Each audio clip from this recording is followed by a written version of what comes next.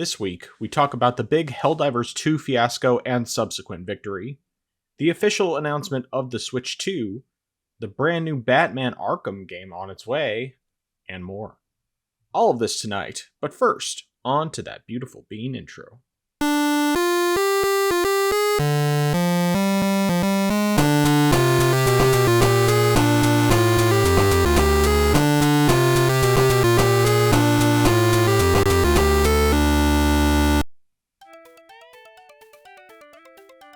Welcome to the place where PC and console gaming talk combine. This is the Orange Box Podcast, episode 31. I am your host, the man who would cook every meal on his new griddle if he could, Nathan, also known as the Frozen Gamer 87. And joining me, as always, the man who is planning to get a tattoo of the Helldivers 2 Steam review turnaround, Justin, better known as I Am Zarikon. How you doing today? How's your week been? Not bad. Late last week, we received news that one of the bigger, or I guess one of our major projects that we work on at my job is going to be ending just because of one of the people who was leading it. He's retiring, and the person who's going to take over for him, he's also going to be departing from the company. He just decided to go somewhere else, so because of that project's going to be ending, and a lot of us are very happy about that, just because that project, it's only once a month that we do it, but whenever it comes around, it's a project that's just there's so much that goes into it that it's a very long day, and we stay quite a bit over time, just like continuing to work on it until it's finished. So we're happy about that, and we're happy that's gonna be over with after this month, because we still have to do one more time. But yeah, it's not a bit. Other than that, though, it's been a pretty good week, I'd say. Good to hear. Yeah, my week has been very busy. So let's see here. What did we have? I'm trying to remember all the things. I guess the big thing was, of course, Thursday last week, we had the tornado siren go off.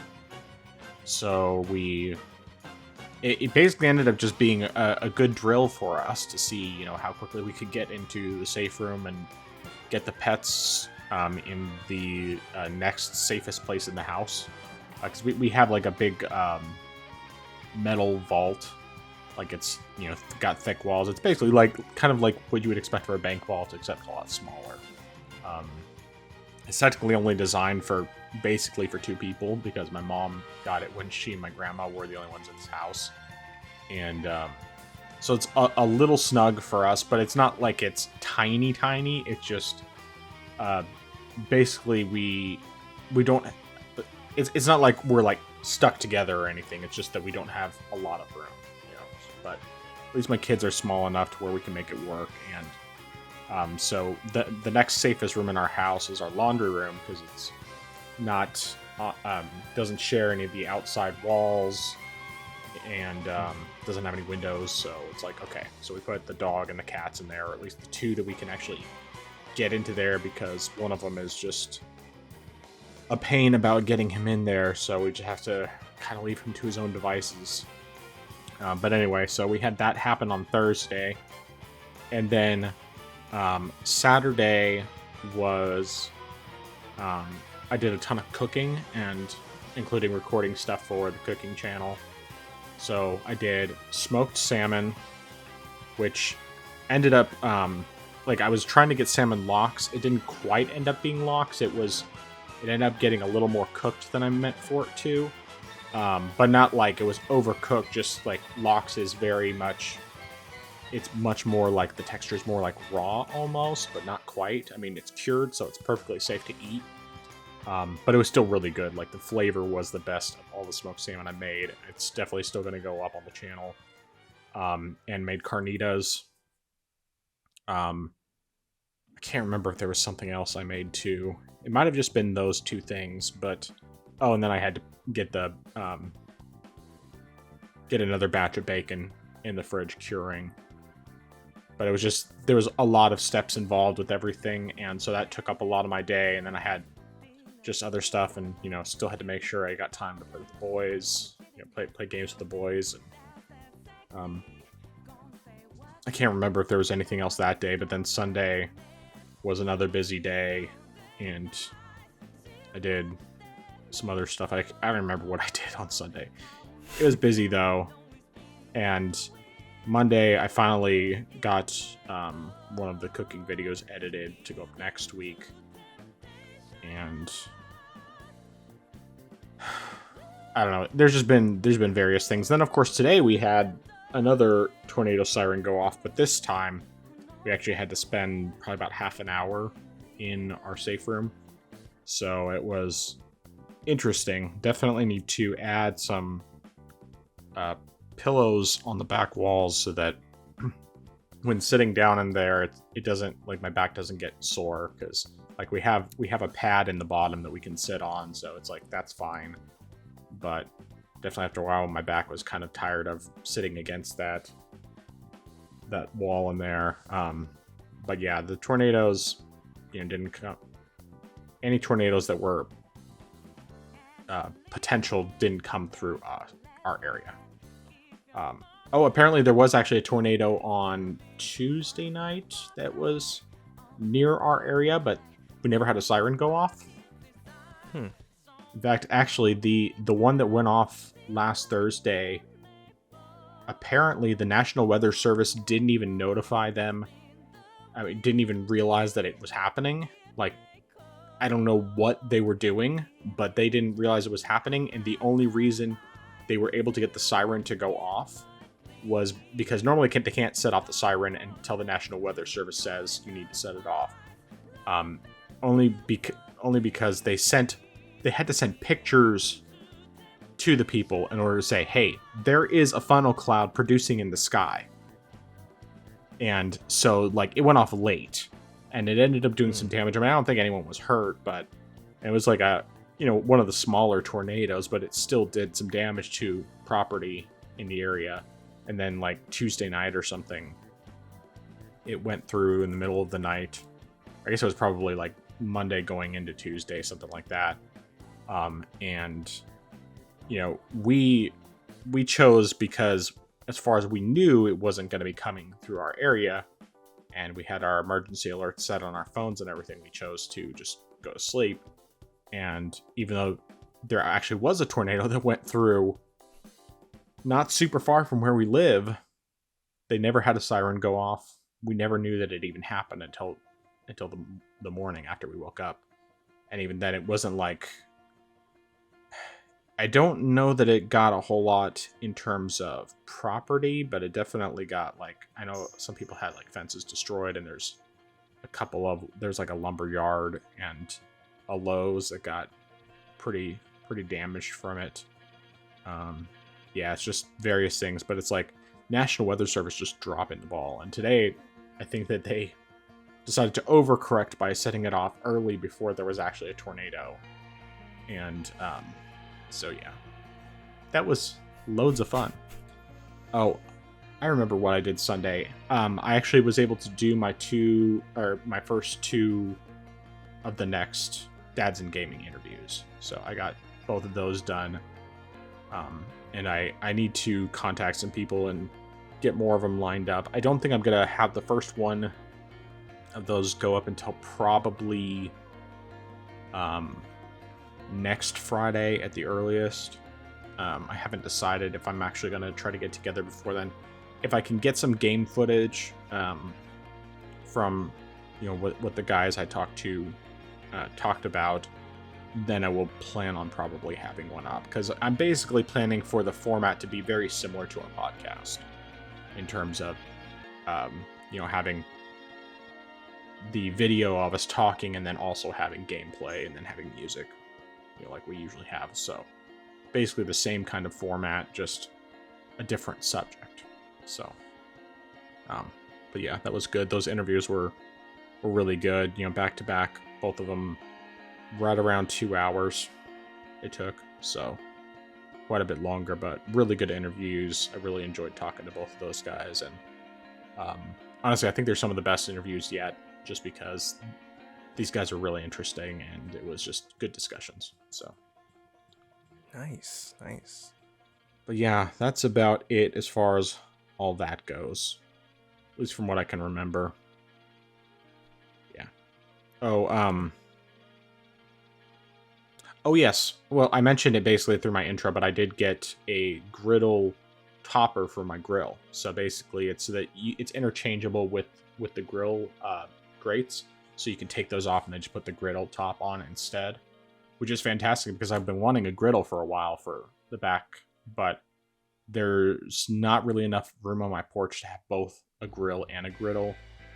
And I very seriously considered maybe a day or two before I saw this that I was just gonna get a combo, a griddle combo, which was gonna cost me like $1,100. But I figured, okay, it's worth it. I could just sell my grill, and then I'll have one that has both, and I'll be set. But then I came across a different video on YouTube that specifically talked about this griddle thing that's made specifically for Weber grills, and you can just swap it out as you desire, back and forth between the two. And it's like $250 for that, comparatively speaking. And it's it's actually fit for the grill, because you can get griddles that go on top of your grates, and those work okay, but they're not the best. It's much better to have something where you have direct contact with the flame, or more direct contact, rather than going through the heat having to go through the grates and then into the griddle. So, but yeah, so I got to use that a bit and made some. Carnitas was the first thing I cooked on there for Cinco de Mayo, so that was fun. And also because I was making carnitas anyway, so I just made like a massive, some big burritos and made my own burrito sauce, and did homemade refried beans and homemade rice. So it's the tortillas were not homemade, but they were pretty good sized tortillas that they had at Walmart that were closer to authentic than the ones you typically buy, like the Mission or whatever. I usually go with the La Banderita low carb ones, and I only go with the low carb ones because they're a lot lower in calories. It's like 90 calories for one burrito sized tortilla versus the 200 it is for the average tortilla. Not quite as good, but still, when you're trying not to go overboard all the time, it definitely saves some. But anyway, yeah, that's all I got for that. What have you been playing this past week? Well, I've been playing not too many, but I've been making progress in a few. So I've been playing Halls of Torment. I finally went back and got through the final level, at least the one that's available right now. That was hard as nails, but I beat it. And I actually had to go back and play it over again because right before the final boss of the area, there's one more boss that spawns, and I couldn't beat him in time before the final boss showed up, because once the final boss shows up, all the enemies in the area just completely disappear, leaving you just completely with the boss and any side enemies that might spawn in that he summons. Other than that, everyone else just poof disappears. So I had to go back and play it again so I could beat that boss, so I can unlock the achievement for it. But still, that area is just... It's really rough, and partially because of a couple of bosses that show up that are really aggravating. Like, there's one boss that's sort of like a fantasy, magical Omni-Droid from The Incredibles, and it has just a whole lot of precision laser attacks that hit you, and you have to be pretty much far away in order to make sure you don't get hit. So I really imagine, I've been using ranged attacks for that entire area just because the enemies also have a whole lot of health, and so being surrounded by a bunch of them is not a good idea. So even with that being said, it was just hard to take that thing down, and that's been a problem because then while I'm fighting that, another boss will show up after a certain period of time, and that just made things even more difficult. But I got through it, and that was good. I might still just fiddle around with the game some more just to unlock some more achievements, because I think I'm about 75% with all the achievements. So I'll probably just still go through and knock out some more of them. Maybe I'll do all of them. And then apparently also there was one more character to unlock, because after I beat that level, I saw that there was a new character available, and I thought, huh, okay. So that's been interesting, and I'm glad to have finally gone through that tough area. But I also played some more Power World, and this has been a lot of stuff has happened with that game, just because for the one thing, I finally got over a bottleneck that I've been having, which has been trying to make sure I have enough metal ore so that way I can manufacture all the types of stuff that I need, like ammunition, certain conveyor belts, repairing armor, stuff like that. Eventually I was able to level up where I could purchase or at least purchase the schematics for a secondary mine, which produces more ore, or at least it produces it at a faster rate than the mine that I had. So because of that, and also rearranging the pals that I have on my base, I pretty much was able to have plenty of ore available, so that way I could easily manufacture or create whatever I needed at any given moment.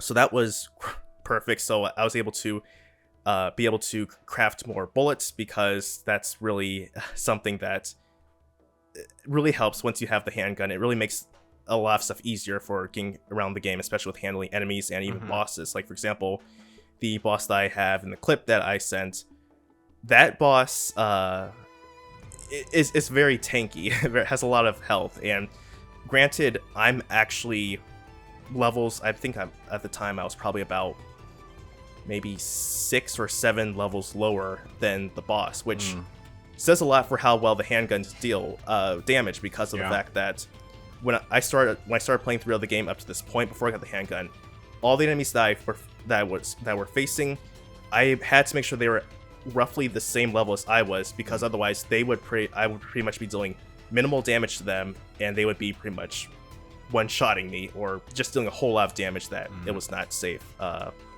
But did that, took that out, and that really made a difference. Also, the one main boss that that I was facing before and kept losing to, I was able to beat her. So I've got 2 of them down so far, and I think there are 3 more bosses that I need to face. Additionally, for the game, I need to find some newer armor, just because I have to go into a volcano area, and unless I go during the night, even with the equipment that I currently have, it's pretty much like in Breath of the Wild, where you need to have a certain threshold for your heat, for heat, or whether for ice, otherwise you'll just burn and melt up. So even though I thought I was at a very safe level, because I had a pretty much good stack of heat resistance, but even then that apparently wasn't enough, because all I go with it, I'm barely entering the foot of the volcano, at least as far as like the base of the volcano. I'm already just being ignited as I'm approaching it, which is actually where one of the other bosses is supposed to be. So I need to come back after I find some better armor to handle that. But and one last thing with the game is, I don't know if this was something that happened in an update or because I reached a certain level, but now there are more powerful raids on my base. Before, what happened whenever I was facing a raid, whenever a group of enemies was attacking my base, I could easily handle them, my pals could even easily handle them, but recently, or at least when I was playing, there have been more aggressive and more powerful attacks on my base that was very hard to repel. So I don't know what the cause of that is. I don't know if it's, like I said, it's because of an update. I don't know if it's because I reached a certain level that caps what attacks you. But I definitely need to actually start thinking about fortifying my base and actually building up walls and defenses just to make things easier to maintain for when that happens. Yeah. But yeah, that's what happened there. And then lastly, played some Stardew Valley with my friends. We went through several festivals.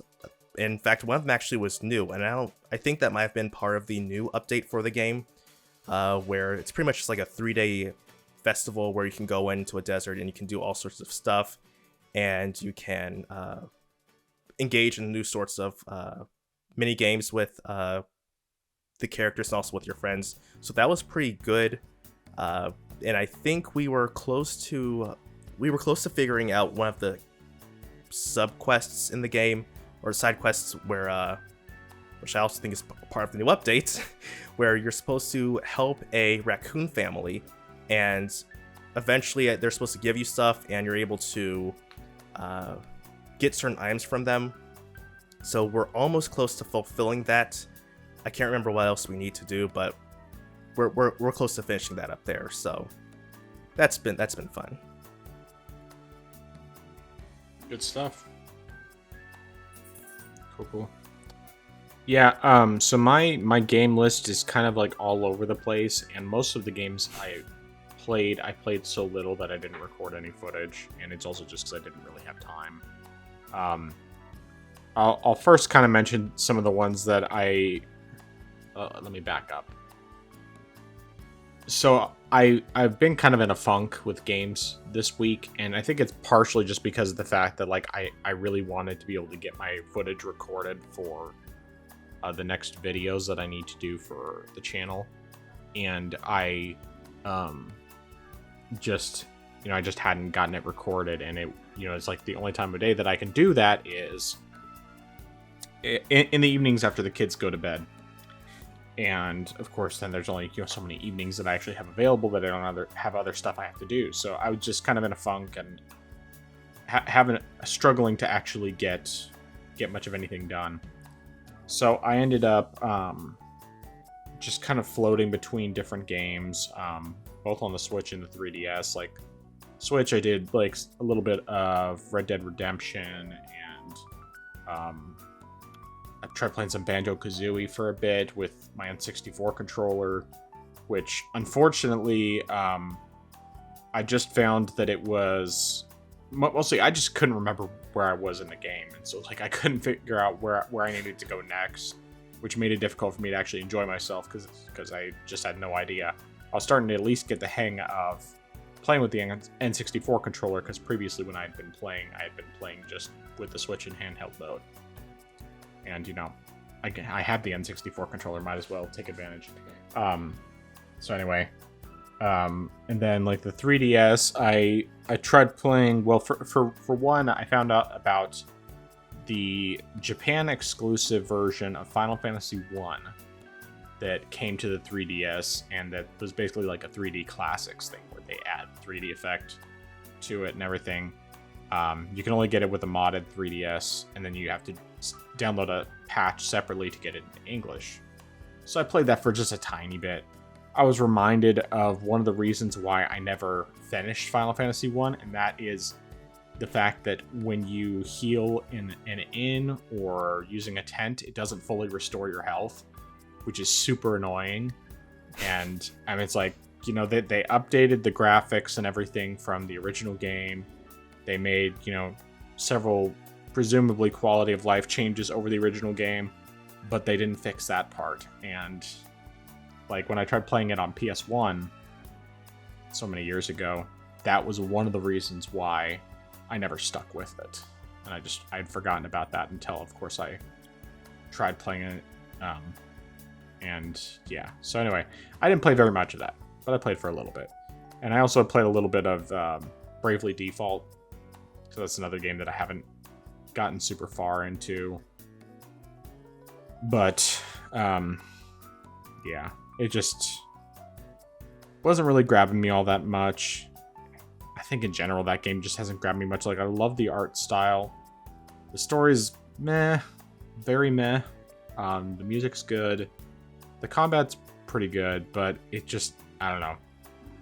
I want to keep giving it a chance because I have all the Bravely Default games. I bought all of them, particularly during the time of the 3DS eShop closing and everything. I grabbed physical versions of. I think actually I have physical versions of all of them because I have Default, I have Bravely Second, and I have Bravely Default 2 on Switch. I think those are the only Bravely Default games. But anyway, yeah. So I have them all. I just haven't made a whole lot of progress in the first one. But anyway, so yeah, that's pretty much it in terms of that. But one of the things that I did end up doing, and once again, I'm not going to play any footage for it because I'm still kind of working on it. But I finally pulled out that product I was sent to review, and so I got some mixed understandings of what the product actually was, because the product they linked me to was not actually the product they sent me. The product that they linked me to was like a dock that could be used for the Switch and the Steam Deck, and you could switch between the two easily. But the product they sent me, can't really see it very clearly because it's getting blurred out by the filters. But anyway, it's a multi-port card reader. So the way it works is you can put up to 8 Switch game cartridges into it. And then, of course, it's powered by USB. And then it has like this cable on it that has basically a cartridge on the end of it. So you can plug the cartridge cable into the Switch, and then you can, with the press of a button, switch between each cartridge. So basically it makes it so that if you're playing docked mode a lot, you don't have to keep swapping out the cartridges every time you want to play a different game. At least not, I mean, you can do up to 8 different cartridges, which reduces wear and tear on the cartridges and on the cartridge slot. It's a pretty nifty thing. I mean, I just kind of tested it out briefly, more just seeing how well the change function works. I mean, there's a physical button on the device, and it like attaches to the back of your dock pretty easily. There's also like this little wireless remote that you can use, and you just press the button and it lets you swap between cartridges. So yeah, it's a pretty cool device. I did a little bit of basic videoing without any voiceover, because I just kind of figured I'd come up with a script and write it out and then do the full review, but seems to work really well. So it's a cool product. The only problem for me is that I don't play a whole lot of docked mode, so I won't get as much use out of it as someone who plays docked mode all the time. But when I'm playing docked mode, I would definitely use it, especially like if I'm playing a bunch during a 24-hour live stream or something. But in terms of like games that I actually played more, this first one I don't actually have a lot of new footage. I don't have any new footage recorded, but I did play more of The Messenger. I got past that boss that I was stuck on, and it kind of just opened up some additional things that could be done in the game. Basically, that now you have access to a map, which you didn't have the earlier part of the game. And also with that you have the ability to go back and forth between the 8-bit and the 16-bit. It's just like there's certain areas where you'll have portals where you can switch back and forth, which, you know, enables you to access areas that you can't access otherwise and that sort of thing. I only really stopped playing it because there was an area that there's like this cave I got to where you technically need a special candle that helps you to actually be able to see in the cave, because otherwise it's pitch black. But it is possible to get through entirely in the darkness, and there's an achievement for it. So I tried doing that a little bit, just, you know, following like a guide online, but I didn't get super far into it, and so I just haven't gone back to try and do it, because it's kind of intimidating also.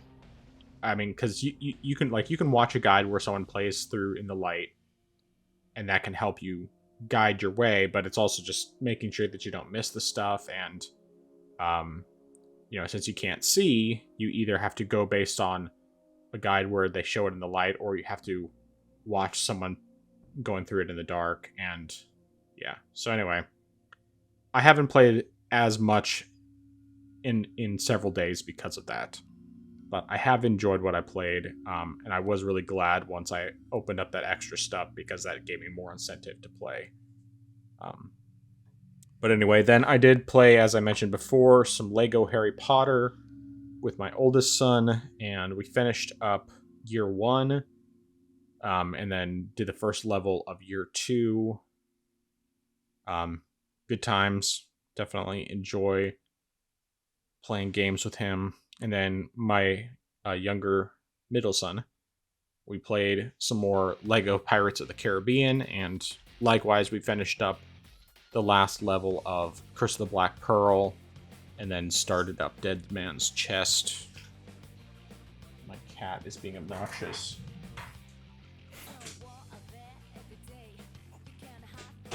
Okay, try that again. So yeah, it's good times. I'm glad that I have something that I can play with my kids, and we'll definitely keep doing that. Work through the rest of those games. The only thing that bugs me about the Pirates game is that it only goes up through the 4th movie, which, like, I wish it was either that it went through only the 3rd movie or that it went through all 5 movies. And I mean, I understand it came out before the 5th movie came out, but it bugs me. It's like, either stick to the trilogy or do, the all 5 of the movies, since, who knows, we'll ever get a 6th one. And even if we do, unless it includes Johnny Depp, to me, it's pointless.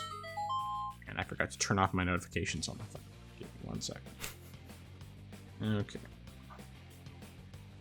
Anyway.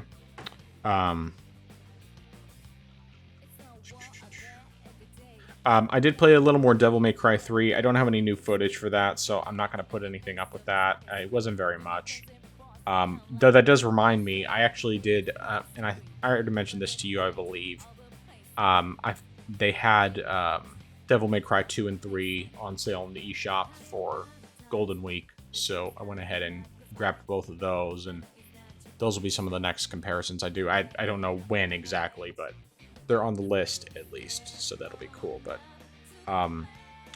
then I also played some more Shenmue, another one that I've just been kind of like going into from time to time, more so while I was trying to get my bearings and find a game that would grab me enough to keep me playing for a bit.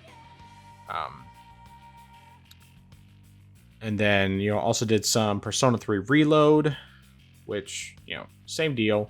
It was grabbing me a bit, but it's still just kind of like I was in that antsy spot where I needed to get my Helldivers recording done, and I just hadn't had a chance to do it. And yeah, so I didn't play as much as I would have otherwise. But what I played was good, as always.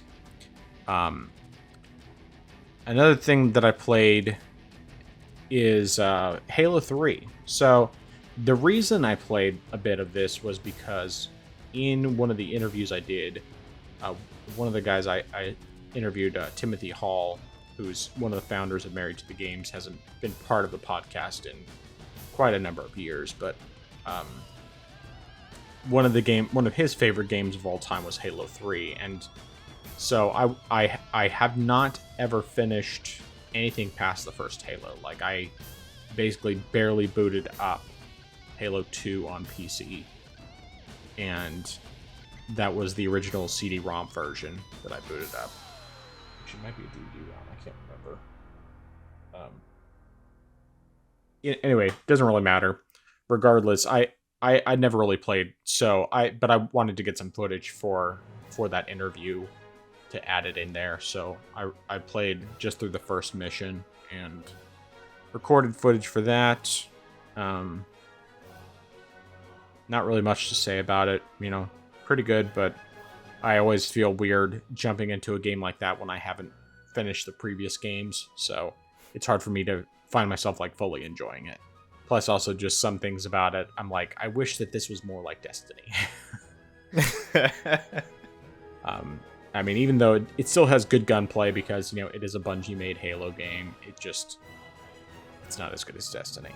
But what I did finally end up getting to recordings footage for Helldivers, so I did that with both the Vita and Steam Deck last night. Got both of those recorded, and was real basic. All I did was just basically I recorded the initial training that you go through, and then I recorded one mission in multiplayer, and that was it, because I figured there's not really much more you can do with it, because there's not like a campaign you can follow necessarily. I mean, you can technically go in single player into various missions, but the problem is that even if you do that, if you don't get someone to help you on a mission, you're going to die. You're not going to make it through. I mean, I'm sure that there's someone who's more skilled than me who could make it through, but I could never make it through. Any of the times that I tried to go into a mission solo. So might be different on 2, because I always find third person. I always find the not top-down games a little easier to like get my bearings on where enemies are and everything like that. But even that, I'm really not sure about. I mean, the game is really designed around multiplayer. So, but the thing I did end up playing today, end up getting back into today, partially because we got into, we were just talking about like things related to this, one of the recent Microsoft Studios closures, and how it was potentially because of creative head having left a while ago, and maybe they just hadn't been able to find their footing and that sort of thing since he left.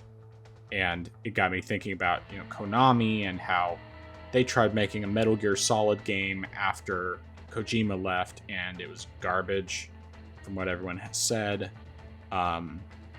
And that, of course, got me thinking about Death Stranding. So I jumped back into Death Stranding today, and I played maybe an hour total, give or take. I played basically during my lunch break, and then a little bit during an afternoon break before the siren went off for the tornado, and I had to get out to the safe room and get my stuff that I needed to take out there, which I will mention, when I go out to the safe room, because of the fact that I want to make sure that I'm carrying just like the kind of things that are hard to replace but don't take up a lot of room, anything that I can fit in a backpack, basically. Apart from my Bible, which is usually in there anyway, and taking my work laptop and church laptop in a separate bag. My backpack, I put my Steam Deck, my Switch, my 3DS, and my Vita, because it's like, well, although I would love to take my desktop out there, it's kind of big, and that safe room is not that big. Having, one full backpack and one backpack with a couple laptops in it just to keep them safe, that makes sense. And yeah, if I had the time and a little more space, I probably would take my desktop out there, but as far as I'm concerned, it's not as essential. It wouldn't be as much of an issue if I lost that, even though it would still suck a lot. But anyway, so yeah, Death Stranding.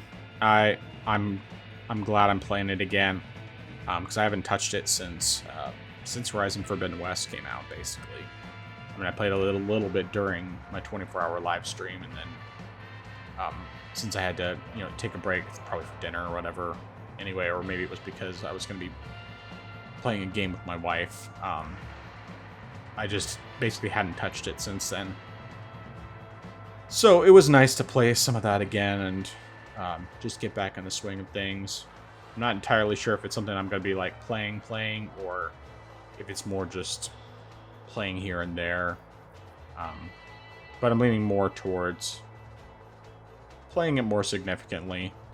But yeah, that's about it. I mean, I think I probably played some Horizon Forbidden West this week, but I didn't record any new footage, and I don't think it was enough to where it was anything significant. It was, another one of those games where I was just trying to figure out what I could play and get past that antsy feeling, and nothing was really grabbing me for the most part. But I think once I finished getting that footage for Helldivers, that helped a lot.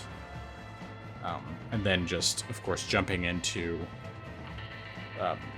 Death Stranding, after so much time was pretty cool. So I guess a couple questions. Mm-hmm.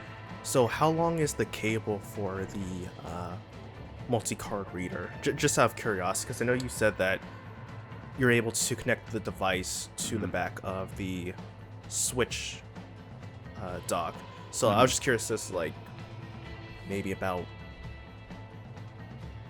like is the cable like 3 inches long, or it's like, because I was curious at first, It's probably roughly about 3 inches. Yeah, I'd say 3 inches is about accurate, because basically the way it clips onto the top of the back of the dock, so like it sits on top of the dock, and but it clips on so that it holds firm, and then the cable just goes over the back of it and goes directly into the Switch card slot like you would with a regular Switch cartridge.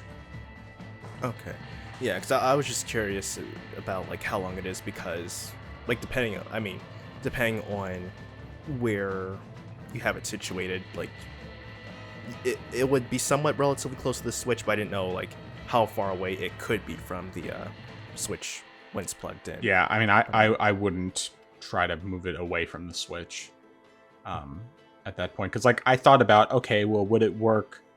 Would there be any reason to try doing it with, let's say, in handheld mode? You know, would it be worthwhile? And the main thing is that if you did that, you would basically have to plug in that card reader with like a USB or with like a USB-C power cable. So like if you took, for example, your Switch adapter, you could plug that in, and you would be able to use it, but it's not really all that convenient. Maybe if you, like, for example, because I use a grip on mine all the time whenever it's out of the dock.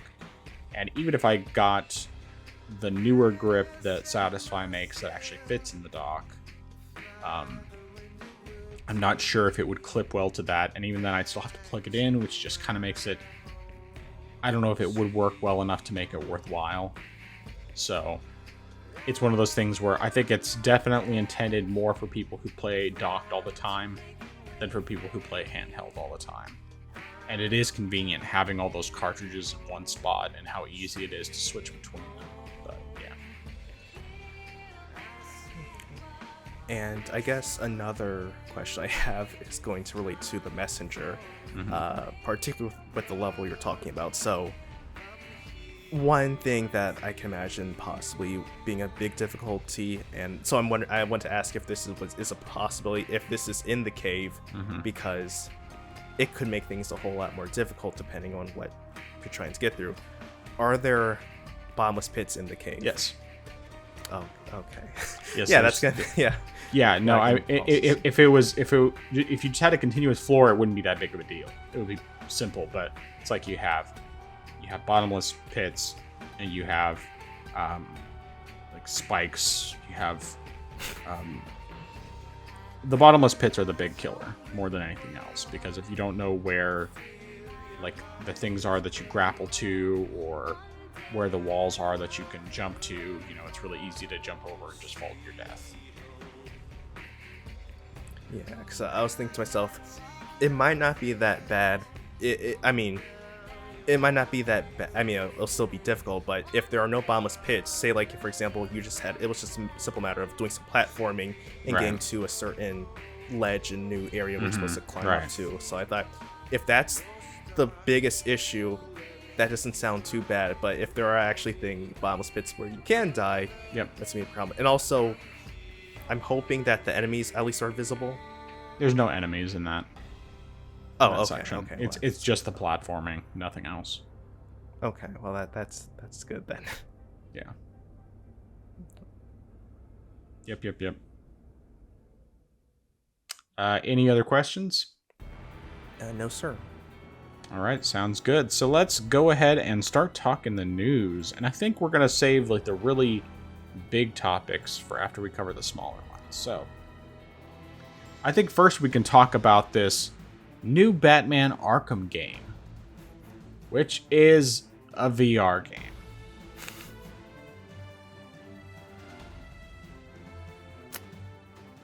For those who are listening, I was just blinking my eyes because I don't know what else to say. Except it sucks. Your thoughts? Yeah, this is definitely not what I would have expected. Granted, I almost, to be honest, I'm not having a, I guess in a sense, return to Arkham, to the Arkham brand. I mean, granted, it takes place in the same universe, but going back to its Arkham roots after the disaster that was Suicide Squad, I like that. But at the same time, I also feel like, should we just let it go at this point? Yeah. But then also, to make it a VR game is just like, yeah. And I mean, and even, I guess to a degree, making it even worse, it's a Meta Quest exclusive, which I'm just like, also, so, like, it feels like it's doubling down. And I before I even read any information, I watched the trailer first that from what you sent me, and when I first watched it, I saw, there's a rat. I'm like thinking no big deal, and I saw a bunch of rats. I'm thinking, wait a second, is Ratcatcher gonna be in the game? And then I read and saw Ratcatcher's gonna be in the game. I'm thinking, that's very interesting that they're going to bring him into the game. I mean, the last game that I think he was in, at least the one that I know of, would have been Dark Tomorrow from the GameCube game. So he hasn't really made any big appearances since then. I mean, maybe he did something like a TV show or something here and there, but I haven't watched like Gotham or anything like that.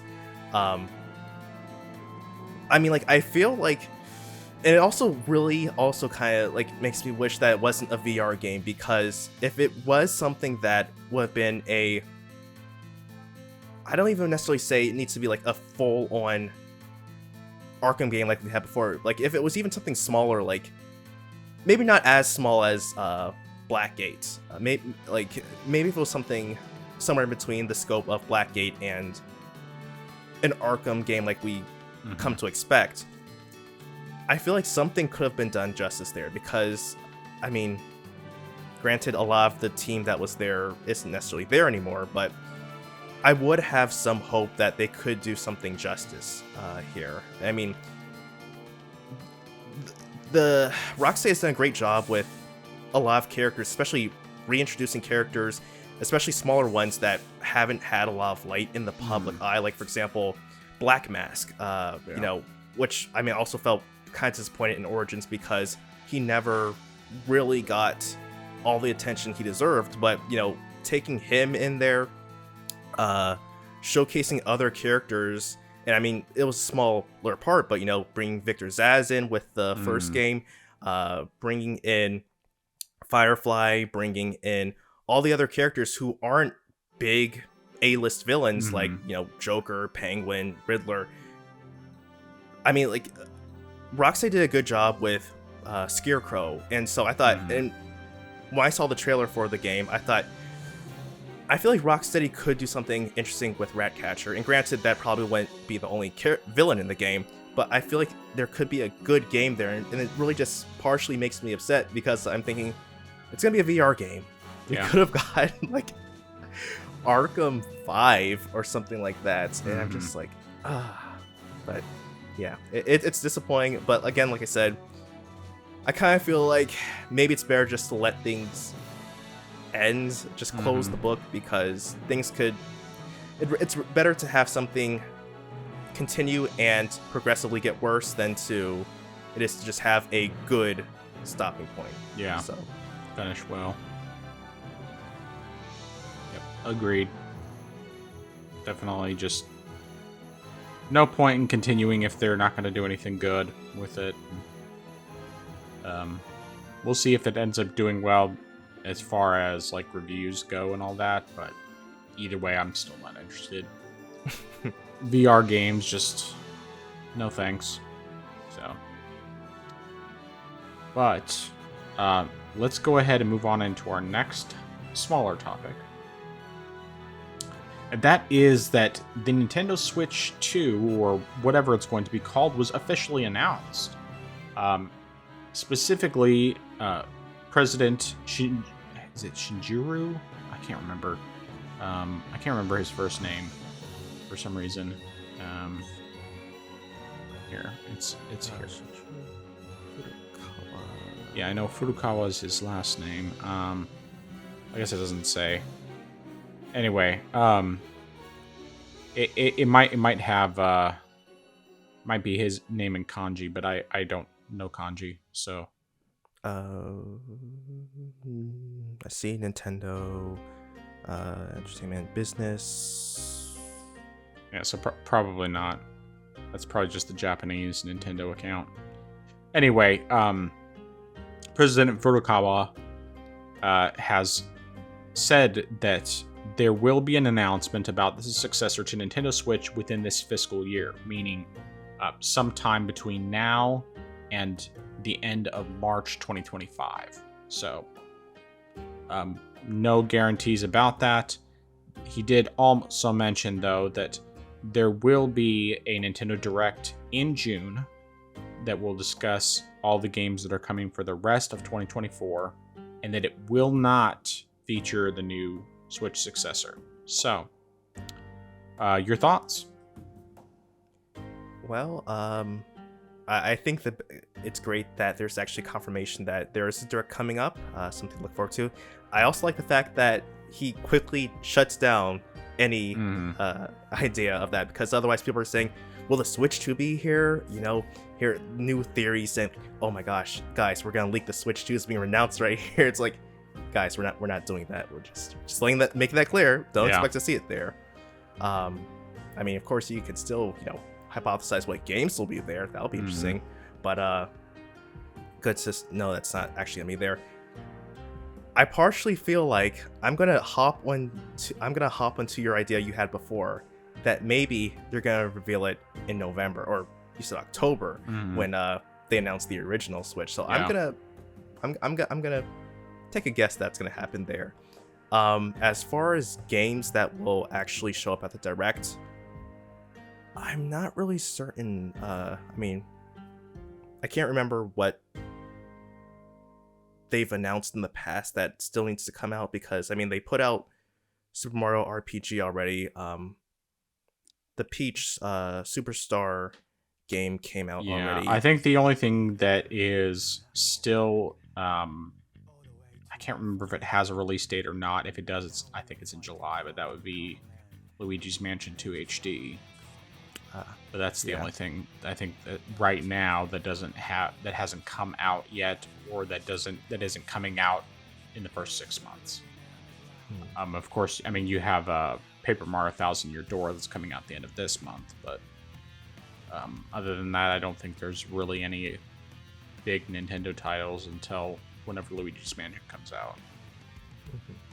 So, yeah, and I mean, I could hope that there's this game coming out, but I already know not to be expecting this game. I mean, so I'm not even gonna say it. Not to expect it necessarily, but at the same time, I think that this is the best chance they have of revealing it. At the very least, I think Metroid Prime 2 and 3 remasters will be revealed at this Direct. I didn't even think about 2 and 3. I mean, it just seems like it's the most likely spot where they would do it. Probably any other remakes, remasters, like the supposed Wind Waker and Twilight Princess remasters. Because, apparently this has been something that they've been holding on to for a while, and they just haven't dropped yet, haven't revealed. To be honest, I do think, and I'm obviously, you can still prepare for disappointment, but I do think that this is going to be the time we finally see Metroid Prime 4. And we'll get the announcement that it's coming, and potentially even say that it's going to be on the Nintendo Switch successor as well. But even if they don't say that, the reality is I do think that we're finally going to see actual game footage for Metroid Prime 4. We're going to see something. And I'm hoping that, just like with Metroid Prime Remastered, it's going to maintain that 60 frames per second because that is so important for these Prime games, or for the Metroid games in general, but especially Prime. And, if they could pull it off with Prime Remastered, as much of a visual upgrade as that was, I don't see any reason why they couldn't do it with Prime 4. It seems like that has to be their goal. They've had every Prime game at 60 frames per second from Retro. There's no reason for them to do it anything less than that. Because, they know how to make it happen. If they made Prime 4 look on the same level as Prime Remastered, every fan would be happy. Without question. Obviously, lots of people want it to be 4K and so on and so forth, or at least, upscaled 4K. But, if they can do 60 frames per second, that's what matters the most. So, I think there's a good chance. And, yeah. Yeah. I mean, we'll see. I'm just like, I just don't want to set myself up because I feel like I've done that in the past. The thing is that the way I look at it is that I'm not actually expecting anything, but I'm also like, this is their best opportunity. If they don't do it, then they're obviously saving it for the Switch too. I legitimately think that. I think that this is my theory. So this Direct, they're going to have the rest of the games that are coming to the Switch in 2024. It will probably include Metroid Prime 2 and 3 remaster. If these Wind Waker and Twilight Princess remasters are real, this will be the place where they show it. And Metroid Prime 4, assuming it is still coming to the Switch, which they haven't indicated that it's not yet, and it seems like they would have to at some point, then it could very well be revealed here. Whether or not it actually has a release date. I'm hoping that they don't reveal it unless they have a release date. But this will be the last Switch exclusive Direct that they have. And then my thought is they're not going to have a fall Direct, at least not a proper Nintendo one. They'll probably have like Indie World or, Partner Showcase or something to that effect, where it's just focused on third-party stuff. But I think that October is going to be when we finally get the official first reveal of the Switch successor, whatever it's going to be called. And that they'll follow a similar pattern to what they did with the original Switch. That doesn't necessarily mean that they'll have like a January live presentation. My guess is that if anything, they would probably do it as a separate Direct and then have like a Treehouse thing after the fact. So you get a chance to see the differences in what this new Switch can do compared with the old Switch. Show off some games. Hopefully not another 1-2 Switch sequel. We get some different things. What would be really cool with that, and I mean, like, I'm just going all out on my crazy predictions here, is if when they get to the point that they show off the new Switch, when they're doing like this big presentation, this theoretical presentation in January, that's when they reveal the next Xenoblade game, whatever it happens to be. However, I also think that it's very possible, even though I do think another Xenoblade game is coming, I think that's very likely. It's also possible, though, that this June Direct could have remasters of the Xenosaga games coming over, because that's been theorized for a while, particularly with what appears to be a connection at the end of the Xenoblade 3 DLC to Xenosaga. I mean, there's been, I guess, little hints here and there throughout the series anyway, but this one seems to like basically be very much more clear of a connection to Xenosaga. So it would be interesting if they actually did decide to remaster those games. I would definitely buy it. Because I mean, like, yes, I have them on my Steam Deck as the PS2 versions, because buying the PS2 versions is ridiculous. Like, I saw a local store carried all 3 of them. You could get the 3 games together for $400 for PS2s. They're extremely rare. It's like, no, I'm not doing that. I'll emulate them. It's like, I can't buy them. Now, if you make them possible for me to buy them, even if they're stuck at 30 frames per second, obviously I would prefer 60, since they're just turn-based games. I'd be willing to buy them for Switch. But anyway, I'm kind of rambling on that factor, and like, who knows what's going to happen. We have, I don't know when in June they'll do their direct. We just know it's coming in June. And this is, I think, the first time they've announced a direct this far in advance in years. Usually they announce it like the day before or maybe 2 days before at the most. And unless it's like specifically focused on a game and on like one specific game, and then oftentimes they'll announce it further ahead. But yeah.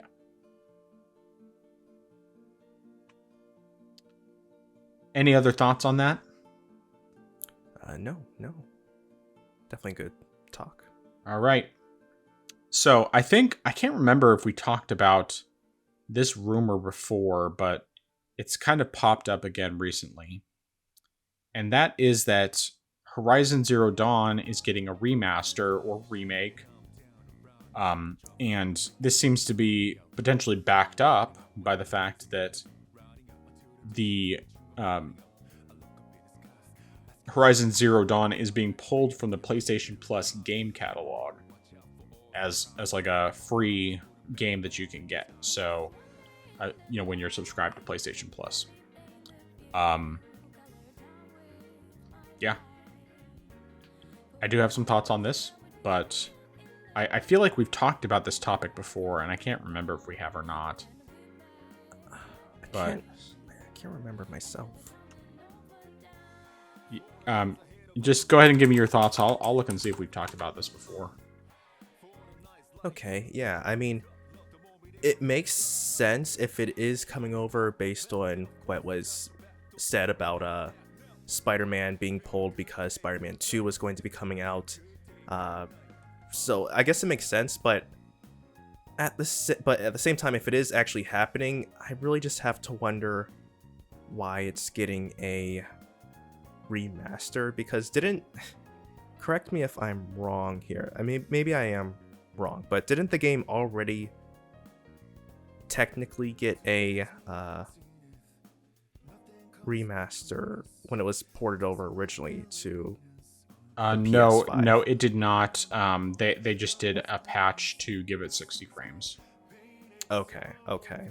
So in that case, but still though, I don't know. I mean, it really just makes me feel like this could have gone to any other game that could get this sort of thing. I mean, sure, having it look better and closer to the sequel would be great, but at the same time, there are just other games that Sony has, which, I mean, sure, those could be in development and could be coming, but I don't know. I just like I'm really. It really frustrates me when Sony has a large catalog of games that that have done well, that they're known for, and then they just remaster and remake the same games. I mean, granted, this would only be the first one, but like a game that came out on the previous generation, we're gonna remake it, we're gonna remaster it, and I'm thinking, you've got games that could deserve a remaster or a remake, and you're doing nothing with them, but you're just like the same 5 titles or like same 3 franchises. You're just saying, we're gonna remaster these games, remake them, and I'm thinking, what are you all doing over there? I know, it just blows my mind that this happens. I mean, if it comes over, it's great. I mean, granted, most likely PS5 players are going to have to either buy completely new, or they're going to have to maybe have, they're definitely going to have to at the very least pay $10 for an upgrade, similar to like God of War and the other titles. But yeah, this is just this is just something that's another mind-boggling decision for me. Yeah, I mean, my biggest thing is I'm wondering whether this is actually going to be like a real visual upgrade, or if it's basically just going to be about as much as The Last of Us Part 1, which actually, I mean, The Last of Us Part 1 was a pretty big upgrade over The Last of Us Remastered.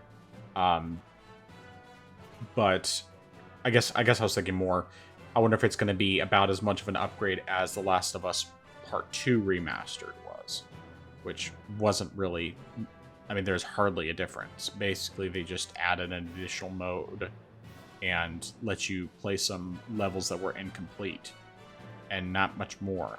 Basically, everything else was the same as the original version of The Last of Us Part 2. And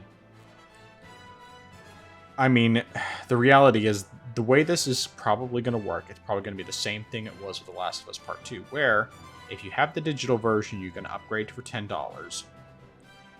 If you don't have, I mean, if you have the physical version, you have to pay a full $50 to get the game again. And there will be people who will buy it, without question. I'm hoping it's a minority, because there is just really no good reason, because Horizon Zero Dawn still looks great, and the fact that it already has the 60 frames per second mode on PS5, that's really all you need. Especially because even if they, make some slight upgrades, it's not going to be anything significant, most likely. I think at best they might change Aloy's face to match more closely to what it does in Forbidden West, which, as much as I dogged on it early on, for the most part, it's actually not bad. Most part, she still looks pretty good. It's just they definitely added some flaws to her skin and that sort of thing, which, to some degree, like, okay, I get it. It makes sense in that she doesn't have time to, put on makeup all the time or whatever while she's, out in the wilds and, having some blemishes and that sort of thing. Okay, whatever. But at the same time, like, it was obviously done just to make her look less pretty, really. And then there are times where, particularly in certain cutscenes, where she just really looks bad. Whereas most of the time in the game, she actually looks perfectly fine. So, anyway, yeah, we'll see if this happens. Well, I shouldn't say we'll see if this happens. We'll see when this happens, what it ends up looking like, what kind of difference it is. I know that there's absolutely no way that I would even consider buying the new version. Now, if they did what a lot of remasters do on Steam and just gave me the free version, I would check it out, for sure. But I don't see PlayStation doing that. I don't think they would do that. That doesn't seem like a practice that matches with what they would do. Realistically, PC players, with the exception of people who just don't already have the game on PC or that sort of thing, aren't going to pay that money for it, unless they're already a PlayStation fanboy, or just someone who's, maybe there's a person who, they played the game originally on PS4, they've never played it since then, and in that case, I could see someone doing it. But the reality is that if you already have a PC that can play Zero Dawn, you're better off just buying Zero Dawn as is, because it's a good game, and they fixed the port to where it actually runs really well, and still looks good and everything. So anyway, that's about all I have to say on that. Any other thoughts? Nothing else from me. All right, so now we have some of the less pleasant topics to get into, or at least partially less pleasant. So, first of all, let's talk about this whole Helldivers 2 fiasco, because, boy, was it complex in many ways. And it's like we find more and more things that make it that much worse what they were doing with all this. But let's just start off. in case you've been living under a rock, haven't been paying any attention to what's been going on with this, so Helldivers 2, of course, came to PlayStation 5 and PC earlier this year. It sold very well on both platforms, particularly Steam, with around 60% of the players being on Steam. So when it was released, the original plan was that they were going to require that you have a PlayStation Network account in order to play online, which is what the game is. It's primarily an online game. But because they couldn't get it working properly initially, they went ahead and said, we're not going to implement that at launch. So they sold it to all sorts of people all over the world, with basically the idea that they weren't going to have to deal with PlayStation Network, at least not initially. But turns out there are a bunch of countries, at least 177, where you cannot create a PlayStation Network account. If you create a PlayStation Network account, you can be banned in those countries.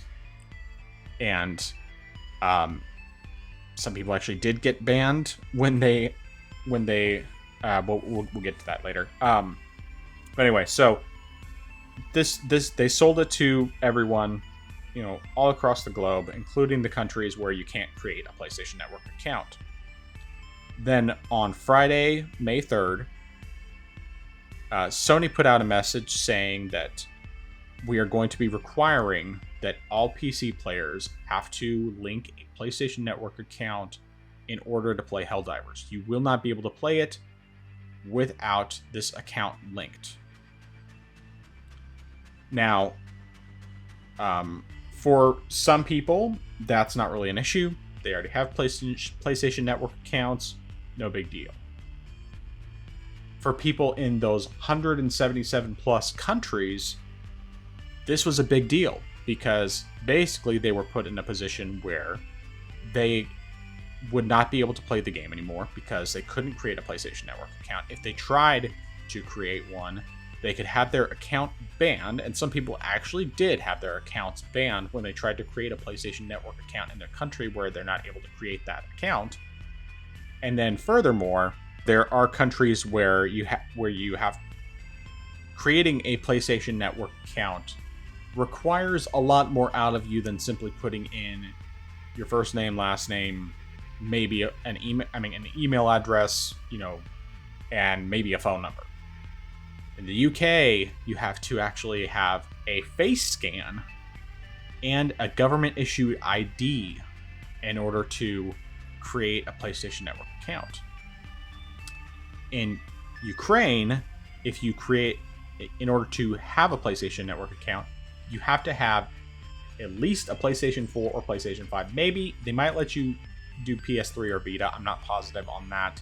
But you have to have the console in order to create a PlayStation Network account. You cannot create it without. So, those two countries aside, you have 177 countries where you cannot create a PlayStation Network account. And in some cases, especially because it is against Sony's terms of service to create an account or to use a VPN to get around that to create an account, those accounts can be banned. And some were in this case. But the other thing is that once this update came up, the game was delisted in all of those countries.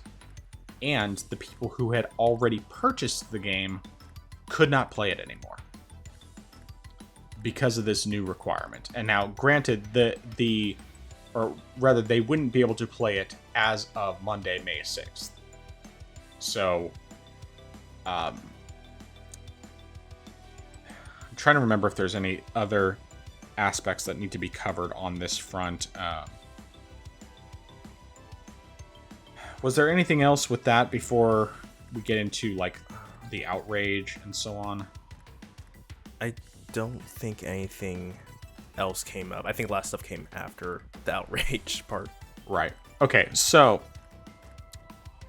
there were a lot of PC gamers who were outraged about this. Initially, of course, a lot of people, particularly PlayStation fans and fanboys alike, were like, this is no big deal, you all are being a bunch of babies. It takes 2 seconds to create an account. It's not a big deal.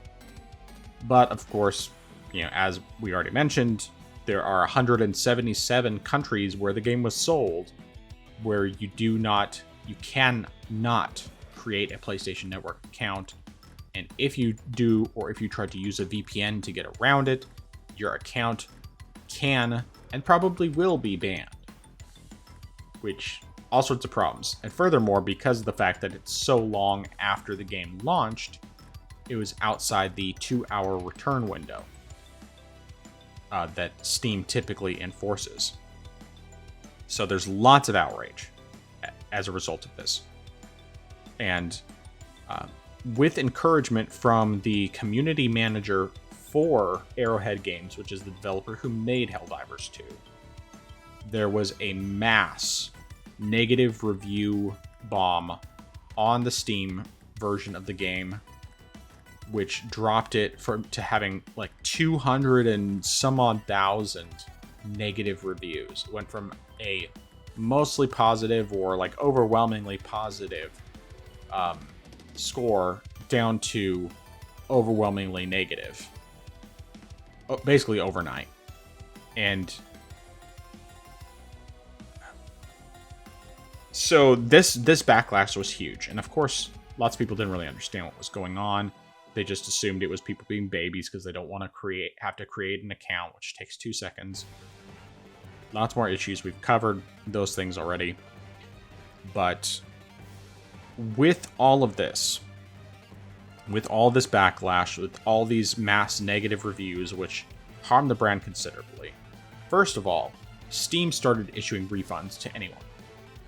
Anyone who asked for a refund on this game would be able to get it, because the backlash was so significant, and it was very serious for those countries where you wouldn't actually be able to play the game anymore after having purchased it, that Steam started issuing refunds.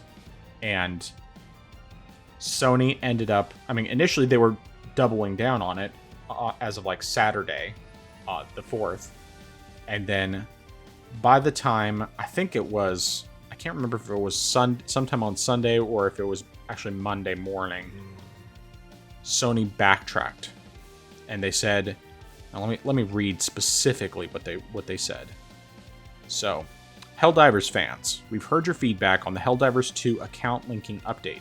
The May 6th update, which would have required Steam and PlayStation Network account linking for new players and for current players beginning May 30th, will not be moving forward. We're still learning what is best for PC players, and your feedback has been invaluable. Thanks again for your continued support of Helldivers 2, and we'll keep you updated on future plans. So one last thing I do want to mention before I let you go ahead and take over with your comments on this, and that is the fact that after this decision was made, even though the game is still delisted in all those countries, after this decision was made, it was May 5th, so it was Sunday. Sunday night, 9 p.m. I don't know what time of day that is. I guess it was probably 9 p.m. my time. Anyway, after this decision was made, Steam reviewers went back. They changed their reviews back to positive, and so it went from having that massive spike in negative reviews to a massive spike in positive reviews, back to where it should be. And the whole meme in this game is for democracy. And this was democracy at its finest. Your thoughts? Yeah, it's definitely been a full-on ride. And actually, I was just checking right now because I was really curious because I haven't checked in a while. Currently, as far as it is as of all reviews, it's mostly positive, but still, as far as the recent reviews, it's currently sitting at mixed as of right now. Like, I think about 68% of positivity. I think it's definitely something that this is a whole result of Sony's doing, like in so many ways. And I think the biggest thing they did here was selling this game in all those countries where they say, where the game isn't, you can't even make a PSN account, which I think is ridiculous. Like, you know that the game, or at least how they set it up, was you're supposed to be required to have a PSN account. How do you then go and sell this game in a country that cannot make countries where you cannot make a PSN account? That was a huge oversight. It was a glaring oversight on Sony's end there. Like, they should not have done that in the first place. So that was their first mistake. Second mistake was then trying to enforce this just because of the fact that clearly the game was fine going by itself, and the game was fine. It was running. People were able to play the game without having to make a PSN account, and stuff like that. So why try to enforce it when, if it's not broke, why fix it? Essentially, the game currently was going well. People were enjoying it. People were having a good time. People were, if they were doing it, playing crossplay with friends or something like that, it was fine. And then they tried to introduce this thing, which people obviously did not want, because why would they? And funny thing is the fact that, or at least with me personally, I didn't even know that this was a requirement, just because, as I mentioned before last week when I started playing the game was gifted to me, so I didn't know about, on the Steam page saying like it's a requirement to play, because when I got into the game, it said, would you like to log into your account? And there was a skip button. So I skipped it so because I'm like, I don't have a PSN account. My two friends who I was playing with, they have PSN accounts from their PlayStation, so they were, they logged into theirs. But I didn't have one, so I'm thinking to myself, I'm not gonna create one. I don't really care to, so I'm just gonna skip it. So that was another thing, and also another thing on Sony's part was the fact that on their FAQ page, they said that it was optional. They said that it was optional to have a PSN account to play the game. And they switched it over once there was outrage and said that it was required. So that is a mixed signal from Sony, because even though it says on the Steam page that's required, if you went to their official website with an FAQ, it said it was optional.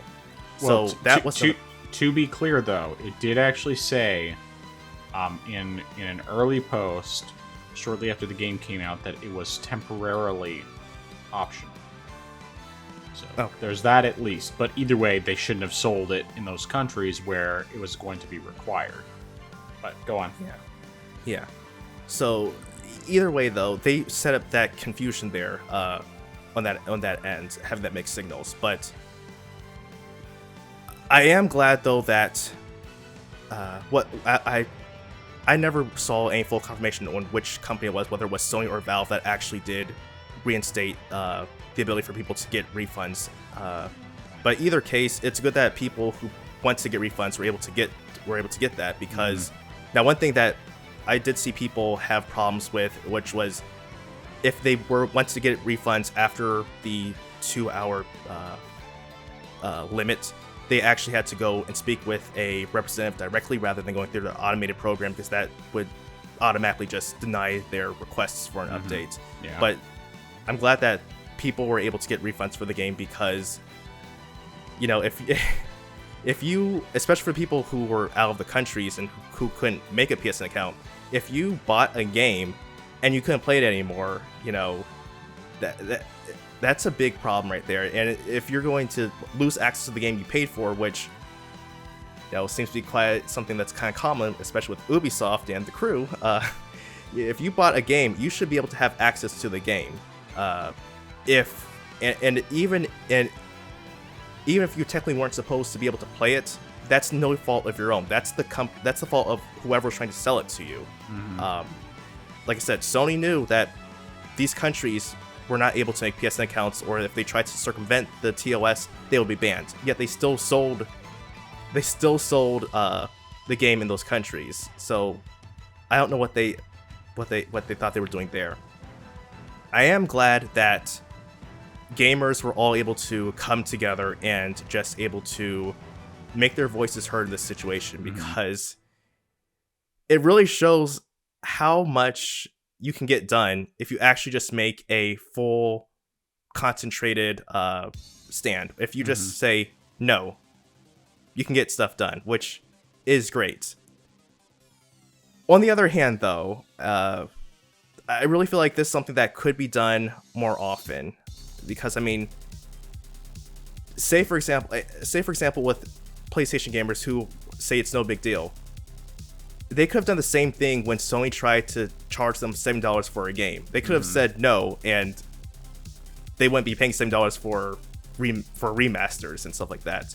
Yeah. But also over the PS fans, they say it's no big deal, but that's just because they're used to accepting whatever Sony does to them. And it says like, if Sony says this is what we're gonna give you, this is what we expect from you, and Sony fans boys just say, okay, Sony, that sounds fine with us. Like, I don't see how you can think like and also just because other companies do something that, you know, people don't want, because they say, oh well, Microsoft does it too, that doesn't necessarily mean that people like what Microsoft does. I mean, well, and furthermore, Microsoft doesn't require it at all. You can skip those logins. You're not required to. Oh, actually, and actually, you can absolutely skip it. Yeah, and actually, I couldn't remember because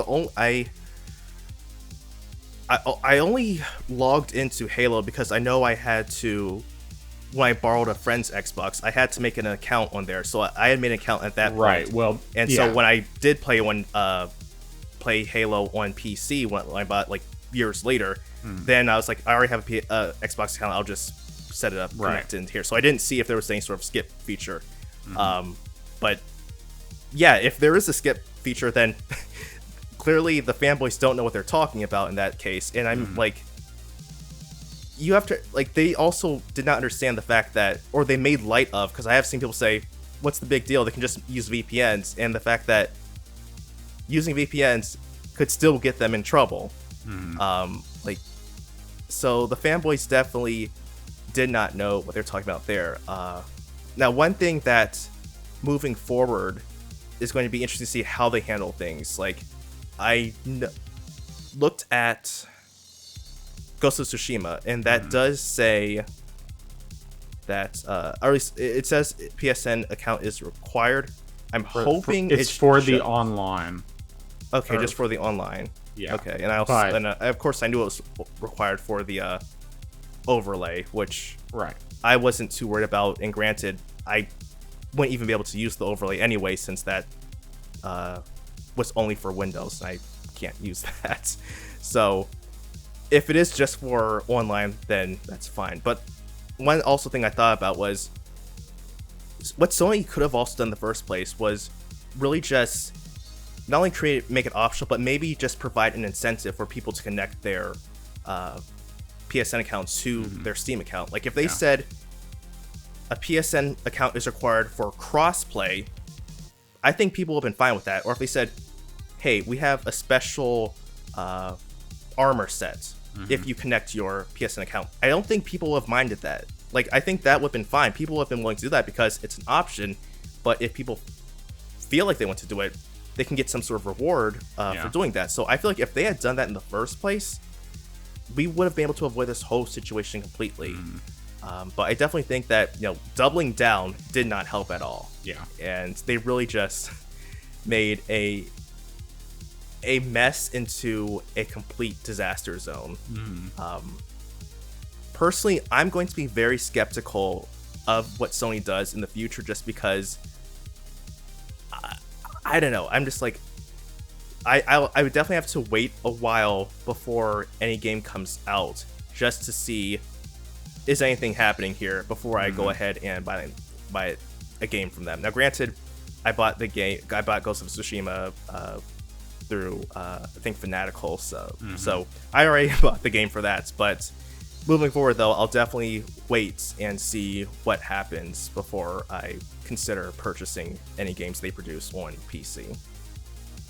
Yeah.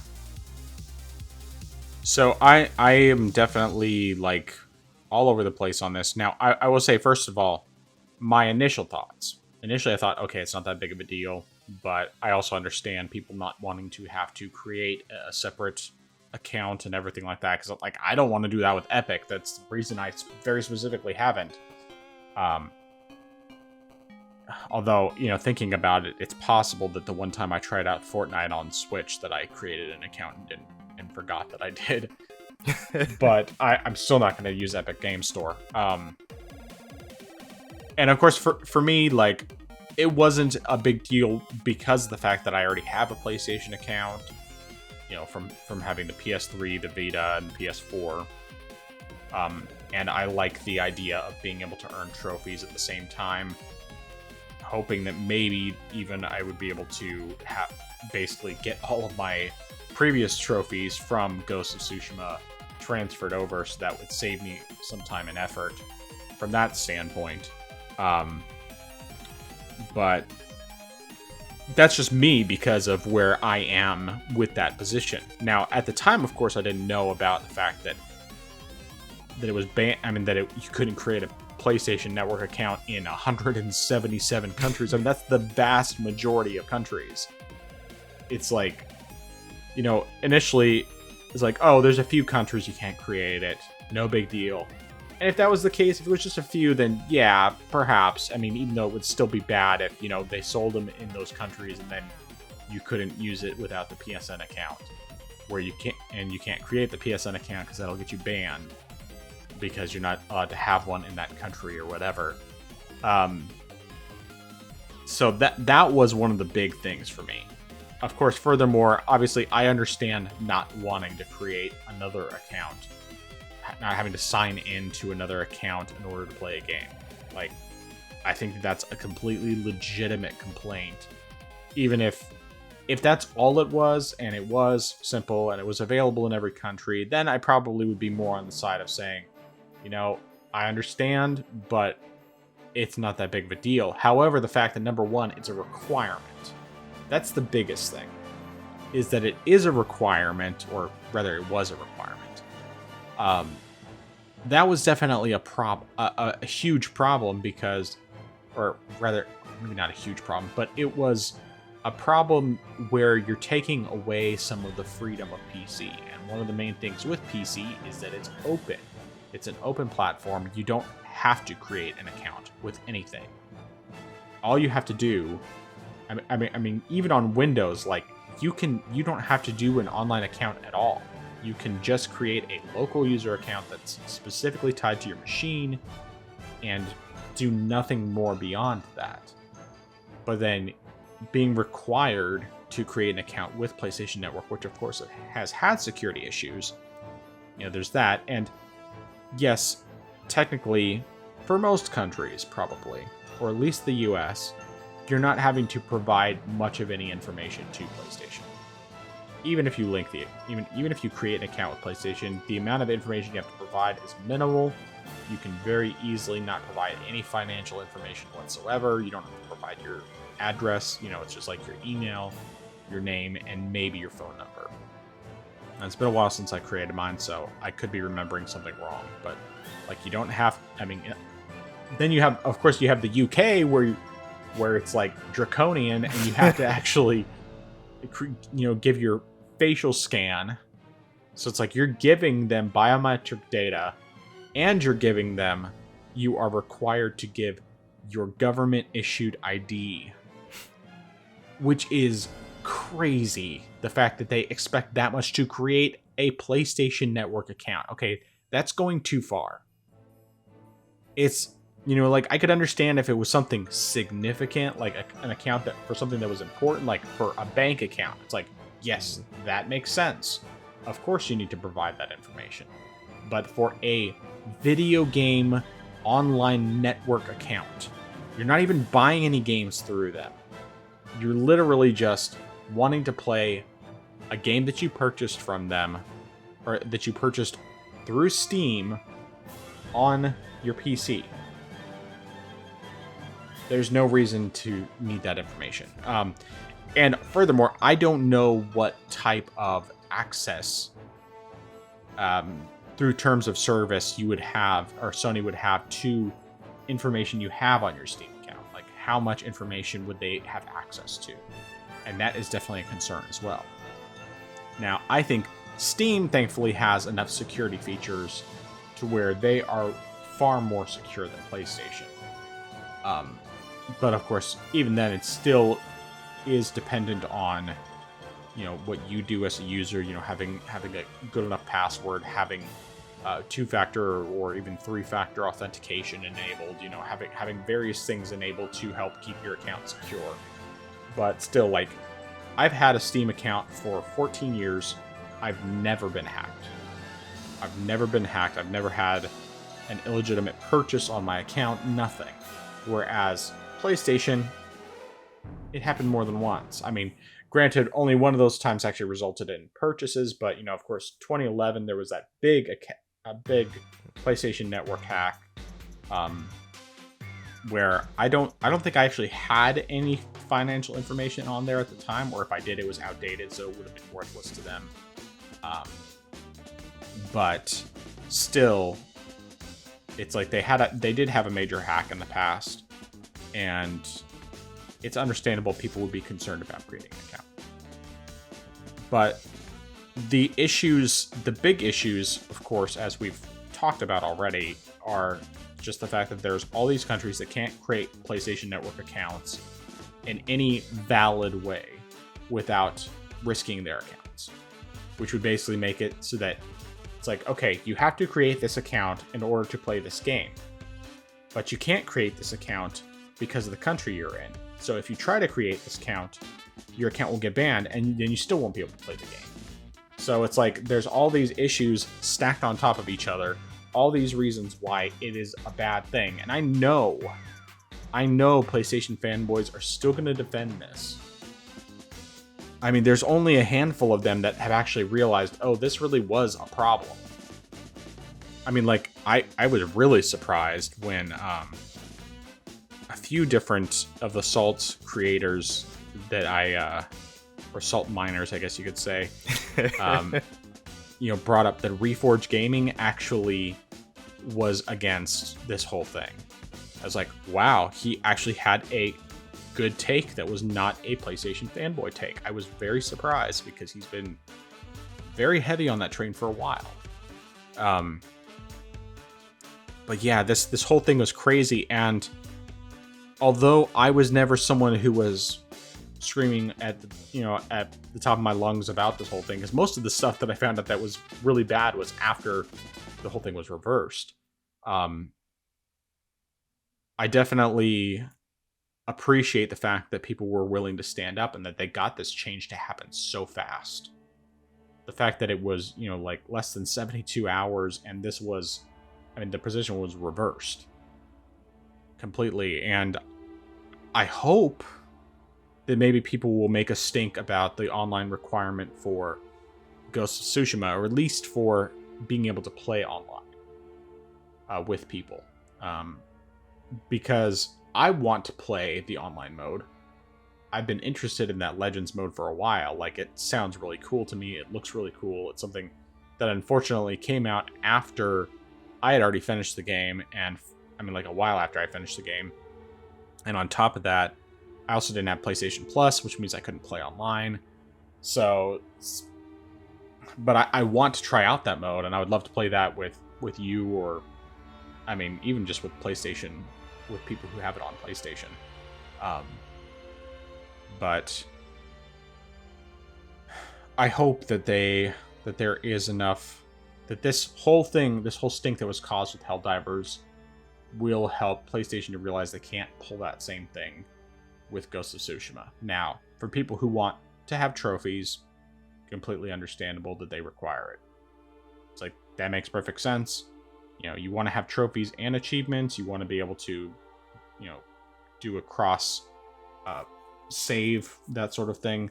Then, I can't remember if cross save was part of it or not, but then yes, absolutely. I think that you should have to connect to PlayStation Network if you're importing stuff from PlayStation. If you're wanting to earn trophies, that's fine. I think that's completely reasonable, but a lot of people just don't care about that.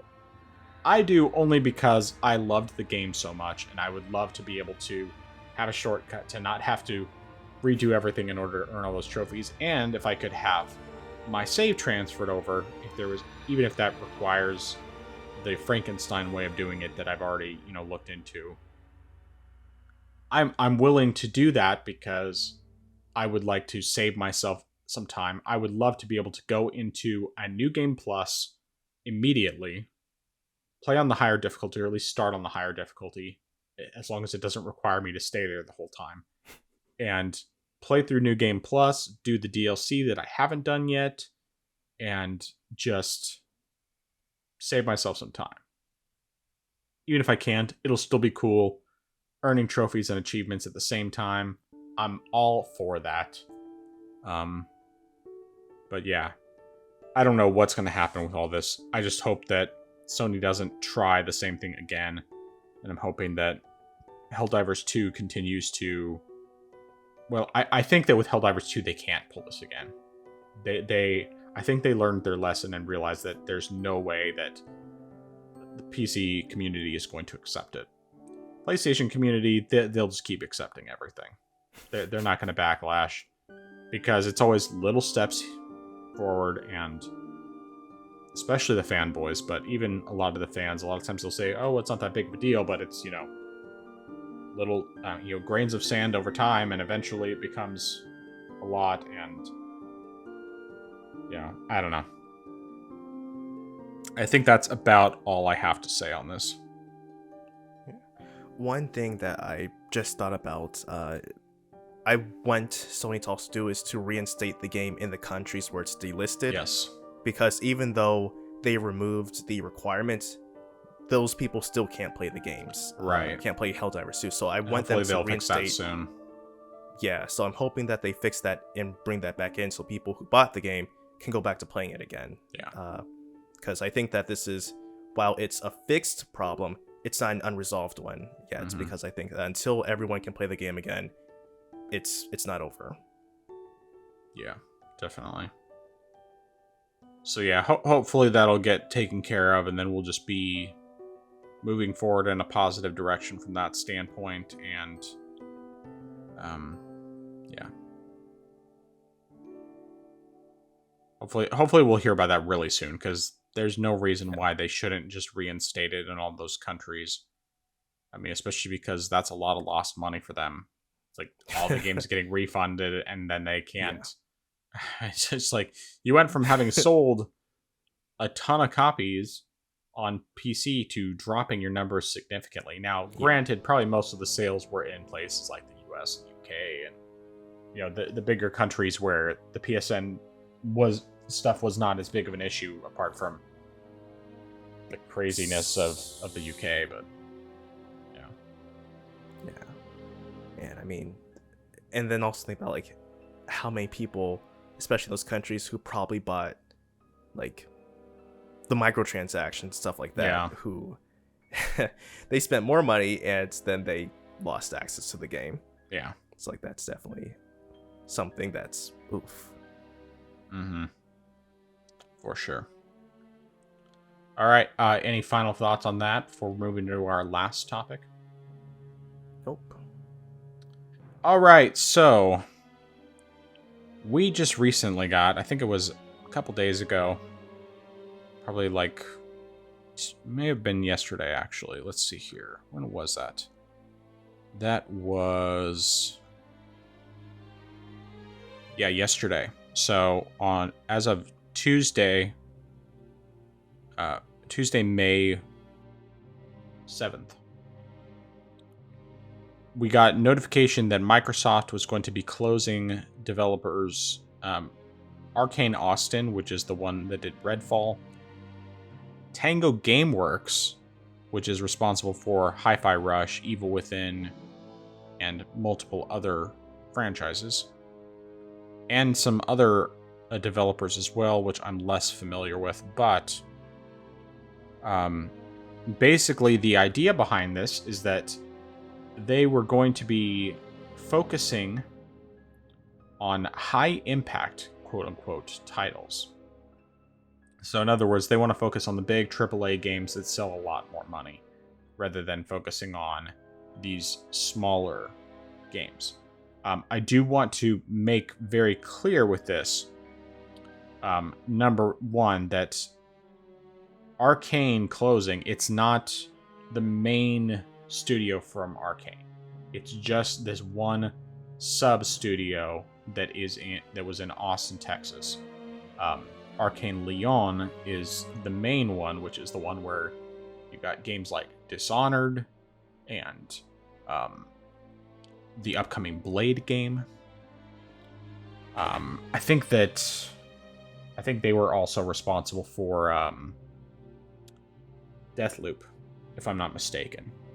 So the bigger games are that studio has not disappeared, but it's specifically this studio was the one that did Redfall, which of course was a massive bomb. And Tango Gameworks, Hi-Fi Rush was a pretty big hit, but we don't know the actual sales numbers on that front, and we don't know that Hi-Fi Rush was necessarily the reason that it closed. But anyway, before I get into my diatribe on this whole thing, I want to hear what you have to say.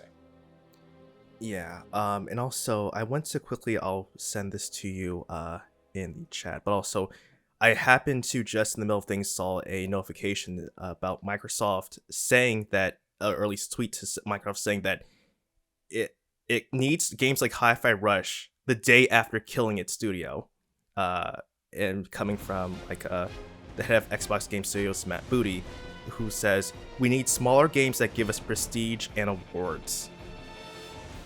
Said that today. The day after you shut down the company that you say makes the games that you need. So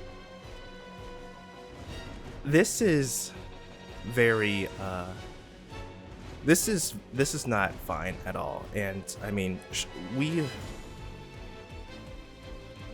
in light of everything that's happened, and while yes, I do understand that at the time some of these acquisitions occurred before stuff like COVID and stuff like that, and where things got dire, but Microsoft, even in the midst and after everything what happened with COVID, went to purchase Activision, and they acquired Activision Blizzard. And now they're saying that, oh, we're in financial straits, we're trying to refocus our efforts so that way we can put out, strong titles. And I'm thinking to myself, if you are in such if you're in such a peril, then why were you going to make these acquisitions in the first place? Like, this does not make any sense at all. And the fact that you're having to lay off a bunch of studios, and even if they aren't larger ones like your main ones, like, that's definitely a problem. And I think that if you're and sure, like, a couple of them were merging, like I can't remember which one was merging, Roundhouse Studios was going to be absorbed by ZeniMax Online Studios. Even with that, most of it was still just cuts. Like, you shut down Tango Gameworks, which, oddly enough, we mentioned either in the last episode or the one before about how Shinji Mikami is making his own studio after leaving Tango, and it's a real shame. I'm certain he's very disappointed because he started that studio himself. Like, he found that studio, and I'm certain he didn't necessarily want. He was fine with ZeniMax acquiring them. I'm certain he wasn't overly thrilled that Microsoft bought ZeniMax, which directly means that Tango was acquired as well. And so now, seeing that the studio that he built up from the ground himself being shut down must really be hard on him.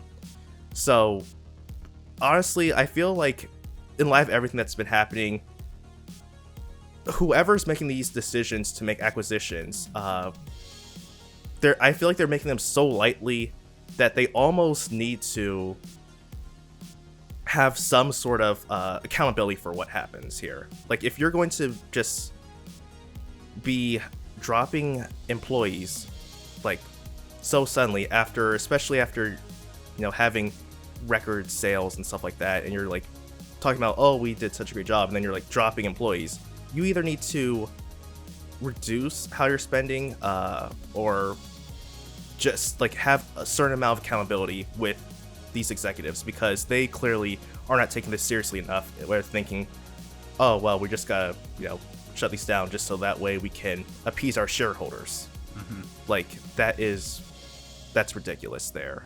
And granted, I definitely feel like if Microsoft tries to acquire another studio, the FTC is definitely going to be on them for that, because they're going to look at them and say, well, you bought Activision, and then not long after, you shut down several studios, which, I mean, I don't remember when Microsoft bought, actually no, probably like, 2-3 years ago when they bought ZeniMax, I think. Yeah, I think it was like, it wasn't 2019. I think it was like 2019. Okay, so maybe it was like 5 years ago then. Okay, so you bought these studios and you're shutting them down. We don't think it's a good idea. Like, they're definitely be under a whole lot of scrutiny for any purchase that they make from now on. And yeah, it's a really bad situation. Like, I mean, a lot of these people, they're going to be going through a period without work, and, you know, they're going to have to deal with, I mean, certainly, you know, I'm certain that they're probably going to have some sort of severance packages and stuff like that. They're probably going to have, you know, maybe a certain period of time where they get pay. Like, I'm certain that with a company like Microsoft, they're going to do that, but at the same time, that still is a period where they're going to have to look for new jobs, and, you know, depending on like what they're doing or what they were doing, how easy is it going to be for them to find a new line of work. That's especially, I mean, I don't know how it works for some of these studios, but say they had to relocate in the first place to work at one of these studios, then it's like, well, now what? I mean, we spent money, we had to move over to this state or this area just to work, and now have to either like find something within this area or maybe move again, which definitely would suck. Yeah. So yeah, this is just a really big disappointment, and just another emphasis as to why I am not fond of these acquisitions, which is funny because when Microsoft was talking about buying ZeniMax, I made a video about it saying like I did not approve of it, and these Xbox fanboys were saying, "Oh, well, what about Sony when they buy these studios and they make their exclusives?" I'm saying to myself, it doesn't matter. Having a company buy these smaller studios is not good, and we're seeing that now. So, I have a question for you before I get into my thoughts. I've heard a number of people, and I mean, this is not the first time, but I've heard a number of people saying Phil Spencer needs to be fired because it's just poor management of these studios, all of that. What do you think of that?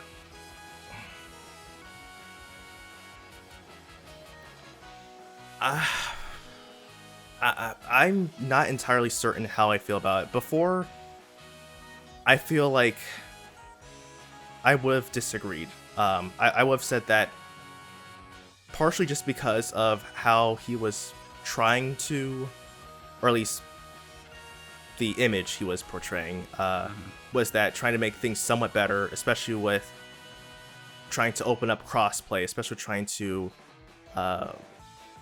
make sure that, you know, games were going to be going to other platforms. I respected that enough to the point where I felt that, in light of the fact that, I mean, Microsoft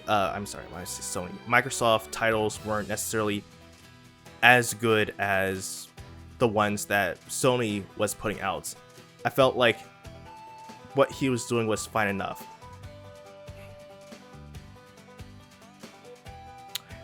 Would I say he's solely responsible? I don't know. I don't know if I would say he's solely responsible.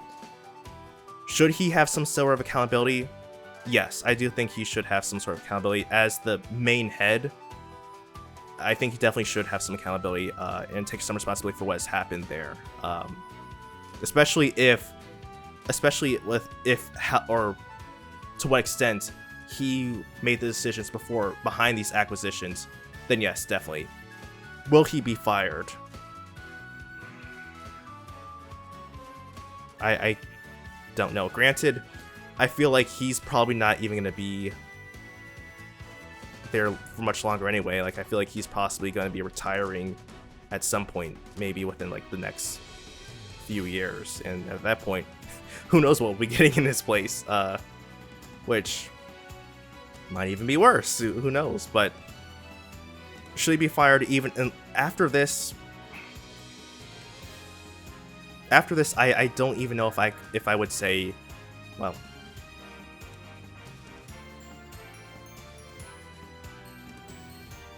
I don't know. I mean, if he was fired for this, I wouldn't mind it, just because he's in a position of authority. He has to know about stuff that's going on, and he let it come to this. So if that's the outcome of it, then I'm fine with that if he is fired from this. But do I think he should be fired? I'm half and half on it. That's what I'll say. Fair enough. So, this is definitely a situation. I mean, it's never good when they have to close studios. Never a good thing. The Arcane Austin one made sense because Redfall was just a massive bomb. From that standpoint, like, I think it makes sense. Not that it's a good thing, but it does make sense why they would close it. Tango Gameworks is one of those where I honestly have no idea whether it ended up being, or I mean, what the reason was that they closed it. Because of course we look at, Hi-Fi Rush, it was reasonably successful. We don't know exactly how much it sold, but it sold reasonably well. Of course, obviously with Game Pass being a thing, that's fewer copies that were sold. But of course, you also have to ask the question, well, how many of the people who played it on Game Pass would have played it otherwise, would have bought it at all? Because you take two very niche genres. First of all, you have a rhythm game, which is very niche. Then you have an anime game, which is also very niche. I mean, because with the exception of, like, the Dragon Ball, Naruto, and, like, One Piece games. Most anime-style games, unless, I mean, sometimes if they're based off an anime, they sell better. But when they're just the anime art style, that turns a lot of people off immediately. Like, they'll be like, I'd play that game, but I hate anime. Or I hate the anime art style, and so I won't even touch it. And I firmly believe that, because you look at how well most of these Japanese RPGs, especially anime-style games, actually sell. And most of the time, those developers are happy when they sell 1 million copies. Compared with, the typical AAA games where they sell minimum like 3, 4, 5 million. A lot of times, even more than that. And so these games are just like absurdly niche. And then you combine the two niche categories into one beautiful game, and you just automatically have a lot of people who are not interested in it. But then you give them the opportunity to play through Game Pass. Now, a lot of people who play it through Game Pass, they'll probably never buy it. Some people will try it on Game Pass. If they like it, they'll buy it. If they don't like it, they won't buy it. And so you might have a certain number of people who definitely played it through Game Pass, and it just wasn't for them. Or like they realized very quickly that although maybe they liked the hack and slash and they liked the anime art style, they liked the music, but they didn't like the rhythm part. And so they just abandoned the game. But I personally, I'm very much a believer that the reason this game didn't sell as well, or it didn't necessarily sell enough to where they felt the need to keep the studio open, was not because of Game Pass. Now, if this was a completely different style, I think if it had been purely a hack and slash game, then it probably would have been hurt a lot more by people having access to Game Pass. But because the fact that it took two niche genres and combined them together, those things in and of themselves made it so it was guaranteed to not sell so well. Now, I think it sold probably actually better than it would have because of how critically acclaimed it was. But being critically acclaimed doesn't mean jack most of the time, because a game can be critically acclaimed, can be beloved by a lot of people, but especially if it has no advertising, something like this that was shadow dropped, people aren't necessarily going to buy it. If those genres don't appeal to them, they're not going to buy it. I know plenty of people, even people who are saying that this is a Game Pass problem, who wouldn't buy an anime game. If they saw an anime game, they would immediately be turned off, and they'd say, "I'm not going to buy this. It's not for me." So, I mean, in case you can tell, this is something that I heard someone mentioning before. Is they said that this is a Game Pass problem, and that Game Pass is the reason why the studio is shutting down. It's the reason why this game didn't sell well. It's the reason the studio is shutting down. I don't believe that. I don't think that's true. I think that is definitely. I mean, it's making Game Pass a boogeyman in more way than one, because people like to make Game Pass into a boogeyman. They frequently assume that because these are quote-unquote lost game sales, which to some degree, yes, that's true. I will say that it definitely is, but then there's also a lot of people who would never play these games if they weren't on Game Pass. They would never buy these games if they weren't on Game Pass. So they're either paying something for Game Pass every month and trying out these games, maybe even enjoying these games, or they're paying absolutely nothing because they're not interested in the games that are being released. I think that that's more often what it ends up being. I mean, apart from like they'll buy things like Call of Duty and Madden and things like that. The typical like quote unquote gamer kind of things. And that's not throwing shade on people who just play those games. That's their choice. Some people just love those games. That's all good. But the thing is that I what it really comes down to is this is not necessarily a simple issue. As for why these studios closed. Now, one thing that I definitely think was very possibly a major contributing factor when it comes to Tango is with Shinji Mikami having left, they lost their creative vision. Maybe over the past year, they've tried to find a way to get that back. They maybe even tried to, move forward with a sequel to Hi-Fi Rush. Maybe they tried to move forward with another Ghostwire Tokyo, things like that. But Shinji Mikami was the creative force behind those games. He's been the creative force behind a lot of games. I mean, you look at his credits. I mean, he was involved with Devil May Cry, at least the original one, and I think probably more than just the original one. Of course, he was the creator of the Evil Within 2. He was involved with Resident Evil 4. Of course, obviously more recently, both Ghostwire Tokyo and Hi-Fi Rush. And when you have that creative driving force leave the studio, can you get that magic back? Can you get it to move forward? And maybe not. I mean, it's like what I mentioned before, and this was what brought up in the whole Kojima thing. When Kojima left Konami tried putting out another Metal Gear game, Metal Gear Survive, and it is universally hated. I don't think I've ever seen a person say anything positive about it, apart from maybe someone who's just like in denial, to be honest. And maybe someone found some redeeming quality to it. But anyone who's a fan of Metal Gear Solid, a fan of the Metal Gear series in general, I've only ever heard negative things about Metal Gear Survive. And of course, because Kojima wasn't behind it, you didn't have the good gameplay, you didn't have storytelling, and of course, the whole concept behind it was just, it was way off. Like, it wasn't the Kojima level of weird that still works well.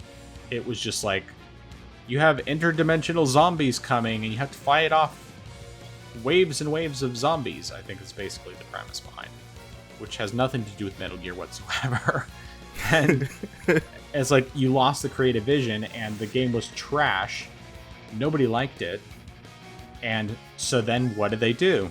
They went back to the Kojima well and started re-releasing Kojima's games. Of course, they took his name off of them, which is just awful. But it's like they couldn't do it themselves, so they had to take his old work and re-release it. And yeah, of course, I'm glad that they're re-releasing these great games, giving more people a chance to play them. Especially this remake of Metal Gear Solid 3 that could end up being really great. Especially the way it looks incredible. But yeah, you don't have that creative vision, so you can't create anything new in this series anymore. And so if they lost their creative vision and they don't have anyone to replace Shinji Mikami, that could very well be the reason that they decided to close it. Could just be that they got to a point where it's like, okay, we've been trying this for a year, we're not getting anywhere. This is not moving forward, we're wasting money trying to figure this out, and it's just not working. Maybe that could be the reason they close it. Now, I'm not saying that necessarily that means it was a good thing, but it could very well be the reason. Now, of course, there are examples of studios losing their creative team, like Retro. And for years and years, you don't get anything out of them. But then you finally put together a new team and you finally find what you need to keep it going. I mean, Retro was just basically doing background work, and we don't know if they had canceled projects behind the scenes. They probably did, considering the fact that the last new game they put out, I think, like that was all theirs, may have been Metroid Prime 3. I feel like there has to be something else. I know that they were involved with other things like Mario Kart 7, for example. They were involved with that. And I can't think of... I mean, I'm sure that they've had like background involvement on a number of games, but they haven't put out their own game, apart from, Metroid Prime Remastered, which is a remaster. But, it was a very high quality remaster. And it may be that they finally put in what was needed. Now, granted, it's definitely different, Nintendo versus Microsoft. Microsoft has considerably more studios, as far as I know, and their projects are all bigger, so, and they haven't been doing very well on their sales with a lot of things. But yeah, the other thing I have to say, though, just one more thing about this whole Game Pass potentially being the cause of this studio having to close, of them, of the game not selling well enough and all that. There are lots of studios that close, and it has absolutely nothing to do with Game Pass, because they're studios that are not in any way connected with Microsoft. So the fact that the studio closed is not a Game Pass issue.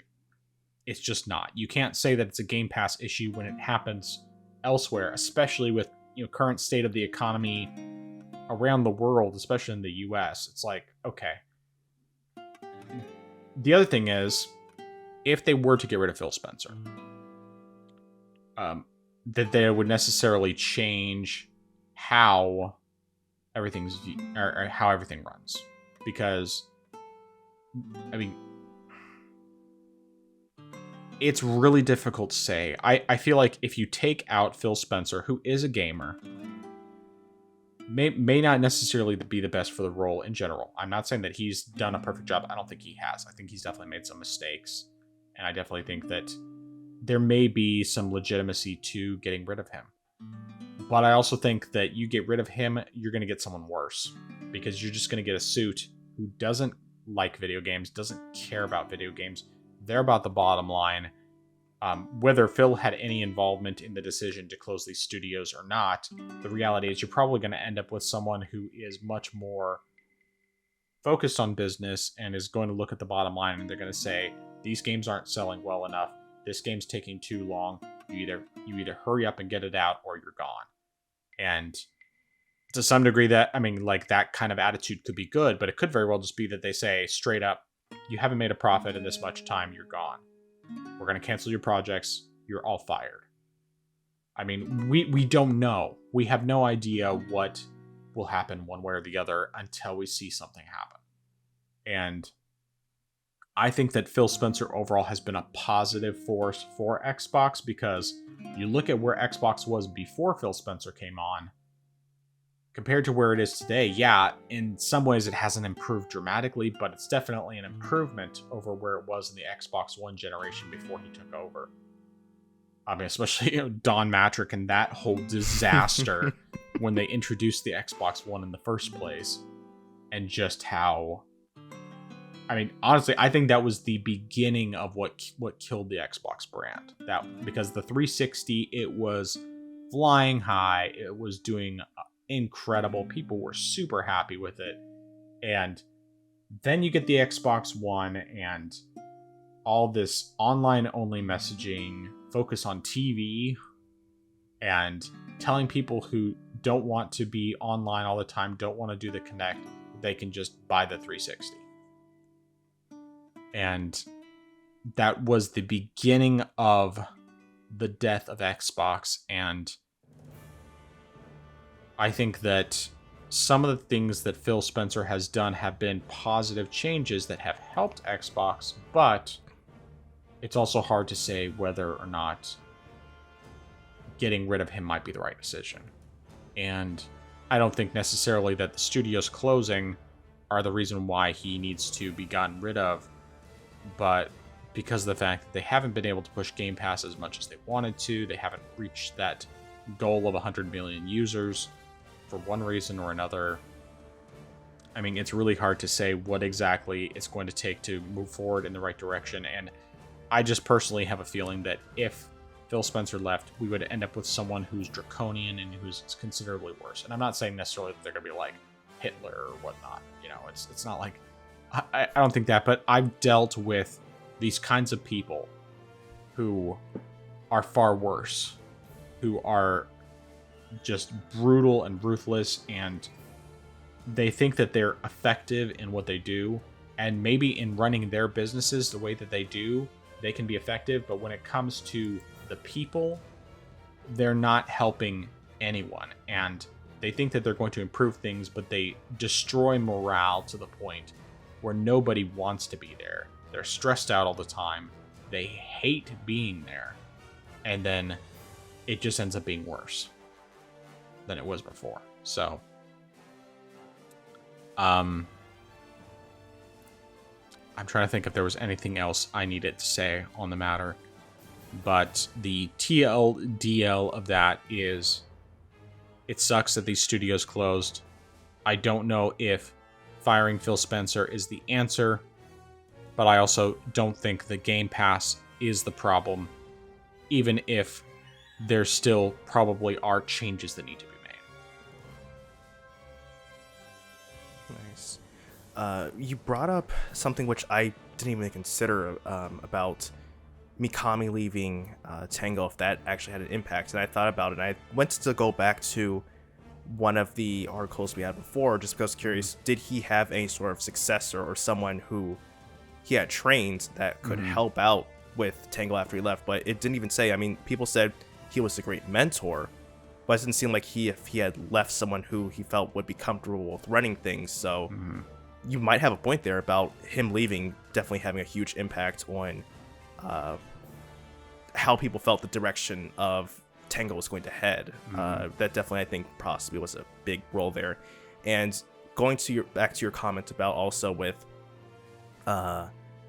Phil not being as draconian, he also made before when he with this studio, especially with like I think Activision, how he said he wasn't going to have a heavy hand, allow the studios to operate independently. Right. Yeah, so like absolutely. That's a very good point, because he wasn't going to be, and some people even criticized him for that later on, saying like he should have helped set up deadlines and help have a stricter hand on them. So I feel like, to your point, someone who comes and replaces him probably would have a much heavier hand on the studios. So that's definitely a great point that you brought up there.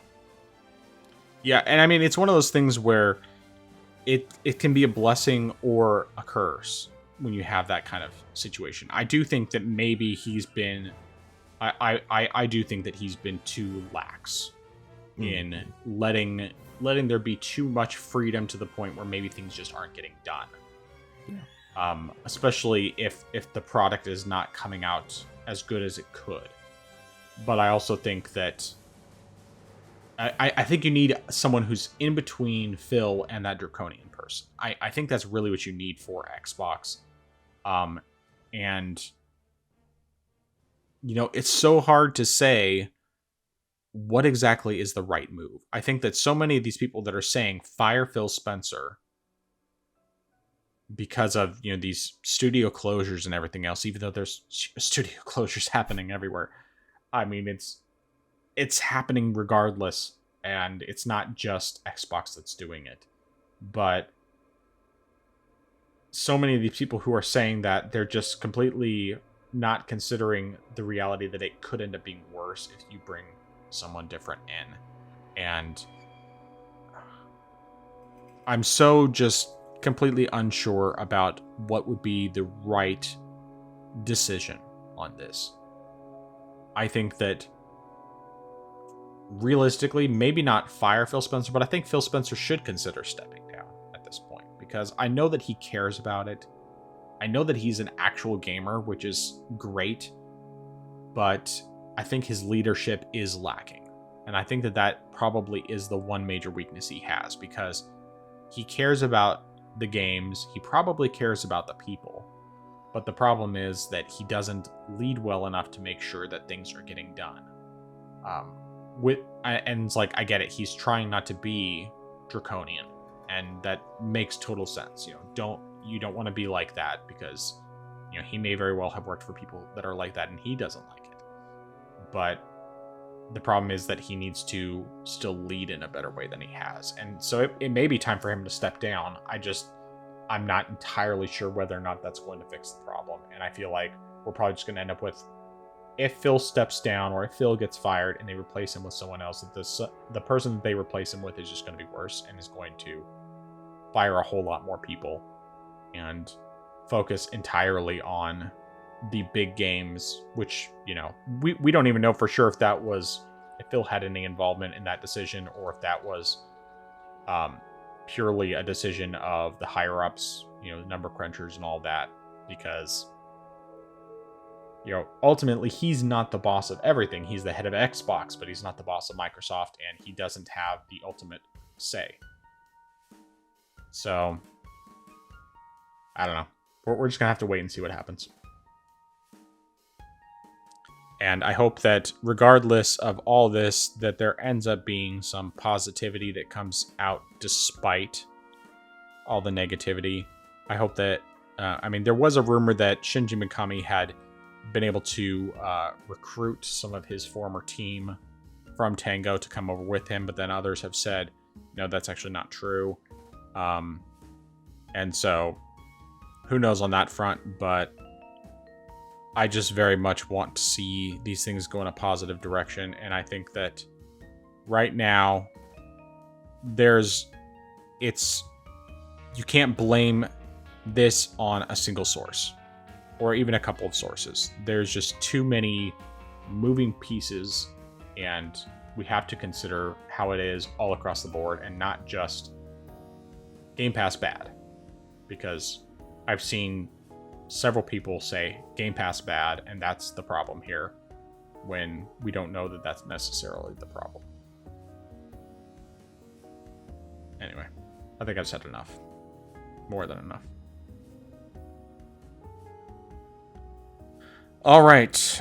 Any other thoughts? Nope. Also, same here. All right. So let's get to the closing here with our recommendations and dissuasions. Start us off. All right. My recommendation is to be comfortable with accepting help from others. It's something that happened to me yesterday at work. I was working on one thing, and there's something else that I typically handle by myself, but because I was working on this one thing already, I didn't necessarily have time to jump on to that other project, And one of my coworkers, she said that she was going to go ahead and jump on that. And initially, I was slightly, just slightly jaded, just because I just think like that's my thing, that's what I do.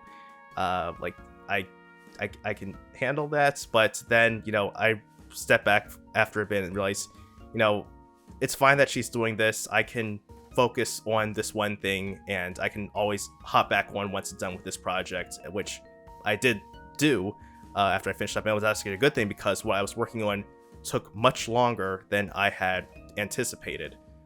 So definitely be willing to accept help from others when you need it, because you can't do everything by yourself. Always good advice. Well, my recommendation is something fairly random.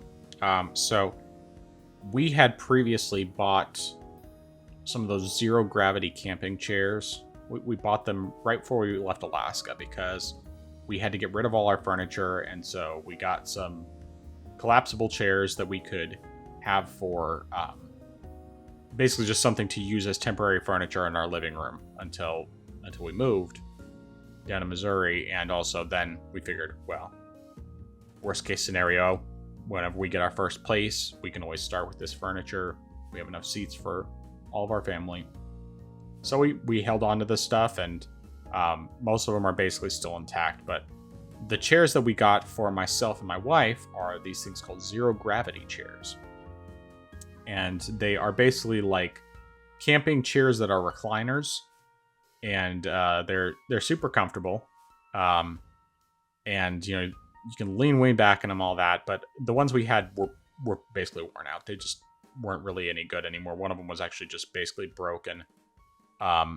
So I just replaced them, and it was really nice to sit in one of those for the first time in quite a while, because we just keep them in our backyard on our porch. And it's, you know, nice like when it's nice weather out, because it was, you know, nice after the storms cleared. Just sit there and rest, you know, play some games or take a nap or what have you. And so yeah, my recommendation is zero gravity camping chairs. Those are super nice, well worth it, and definitely grab one. Well, I should say grab one if you have a place to put it. or if it's something, or if like you ever go camping or anything, you know, get one of those, and then you can enjoy it when you're camping. Nice. All right, dissuasion. My dissuasion is, do not buy a large box set of a DVD or Blu-ray collection.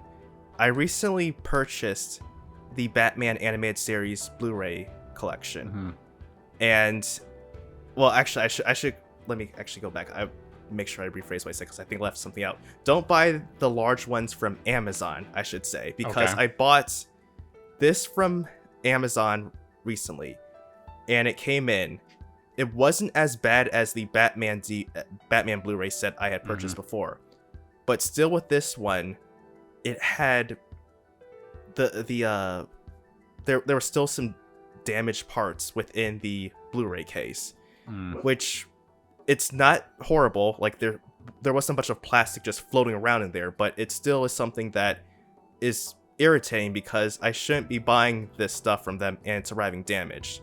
Yeah. Now it's minor enough where I felt like I don't feel like shipping it back to Amazon. I'm fine with keeping it as it is, but the fact that this is the second time within, well, barely over a month that this has happened is unacceptable. I don't know if it's a matter of how Amazon is storing their stuff, but because it's odd, because the ones where you would just have the single case, those are fine, because I've purchased several of those, like the Superman series. That one is just a single Blu-ray case. But the ones which have multiple Blu-ray cases together, those for some reason are arriving damaged. So I don't know what it is, but don't buy those bundled ones together. Buy them somewhere else if you have to. If you can buy single Blu-ray cases, but with ones that are 2 or more, just don't do it, because for some reason they're just ending up broken. Okay. Yeah, I mean, my experience hasn't been that way, but I almost wonder if it's just like your delivery people that are doing that. Like they don't handle it, they just throw it and stuff like that. But yeah, I don't know. I the last time I think I got a collection like that was the Brooklyn Nine-Nine. I got the Blu-ray set on that, and those are individual cases all in one big case, and they were all perfectly fine. So I don't know, but either way, good to know. Yeah. Well, my dissuasion: do not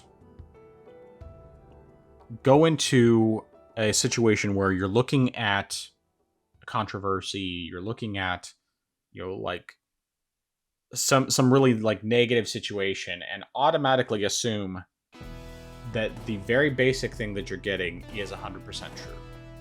And just take the time to think through things, look at different points of view, get different facts, because oftentimes you're going to find that there's more to the story than you think.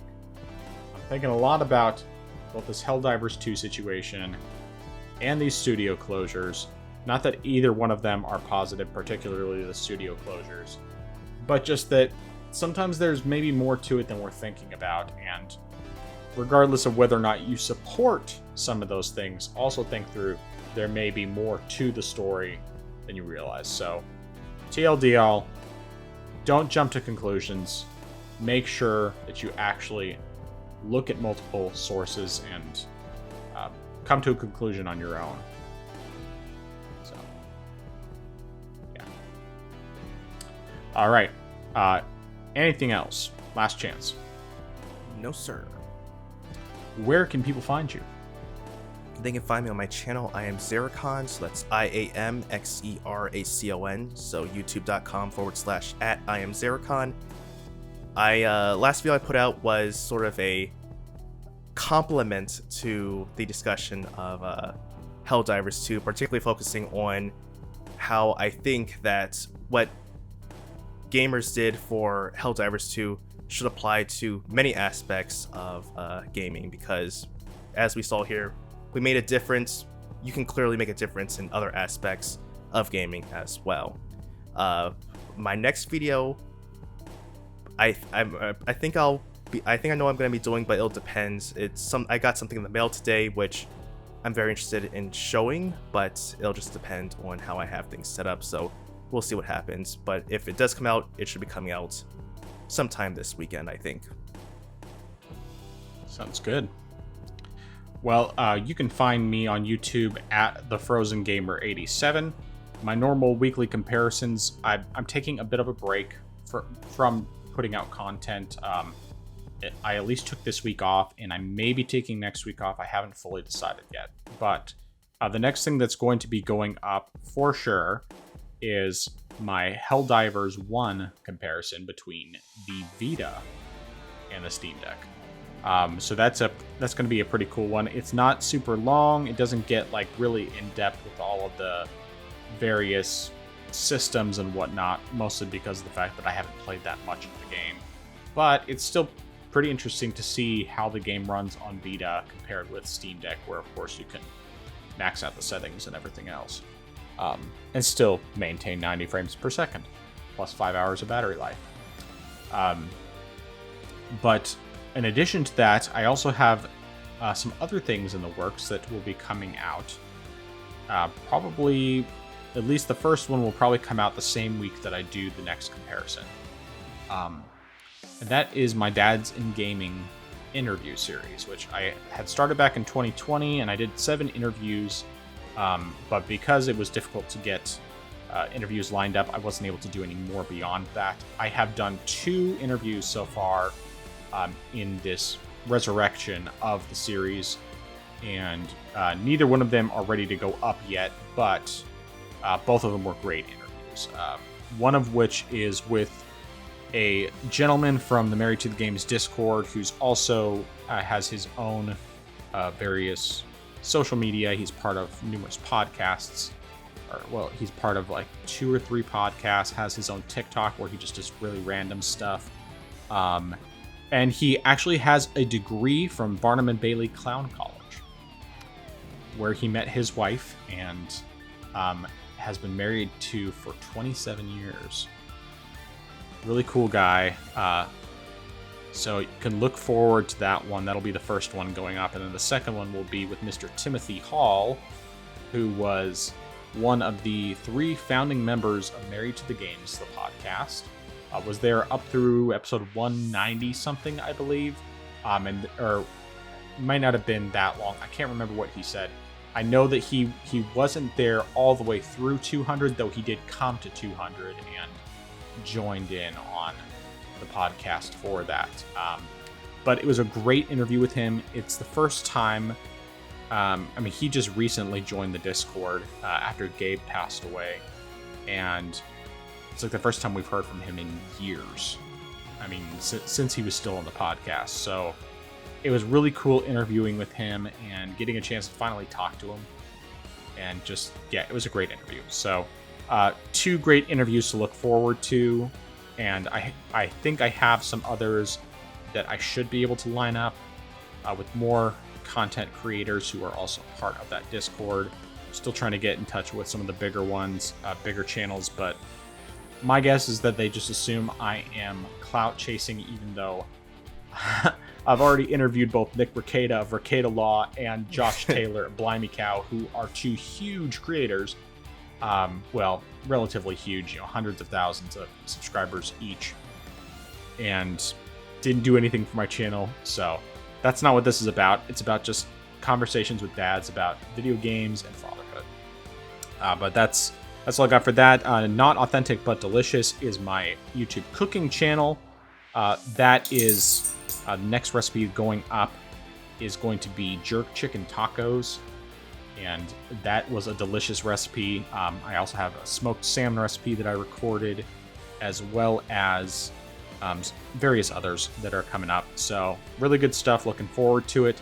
All right. And then, of course, you can also find both my cooking channel and my main and this podcast on Twitter and on Facebook. On Twitter, my cooking channel is at NABD Cooking. And the podcast is at the Orange Box Pod. And you can also find both of those on Facebook as well. Good stuff. Lots of stuff coming up. And I feel like I'm forgetting something.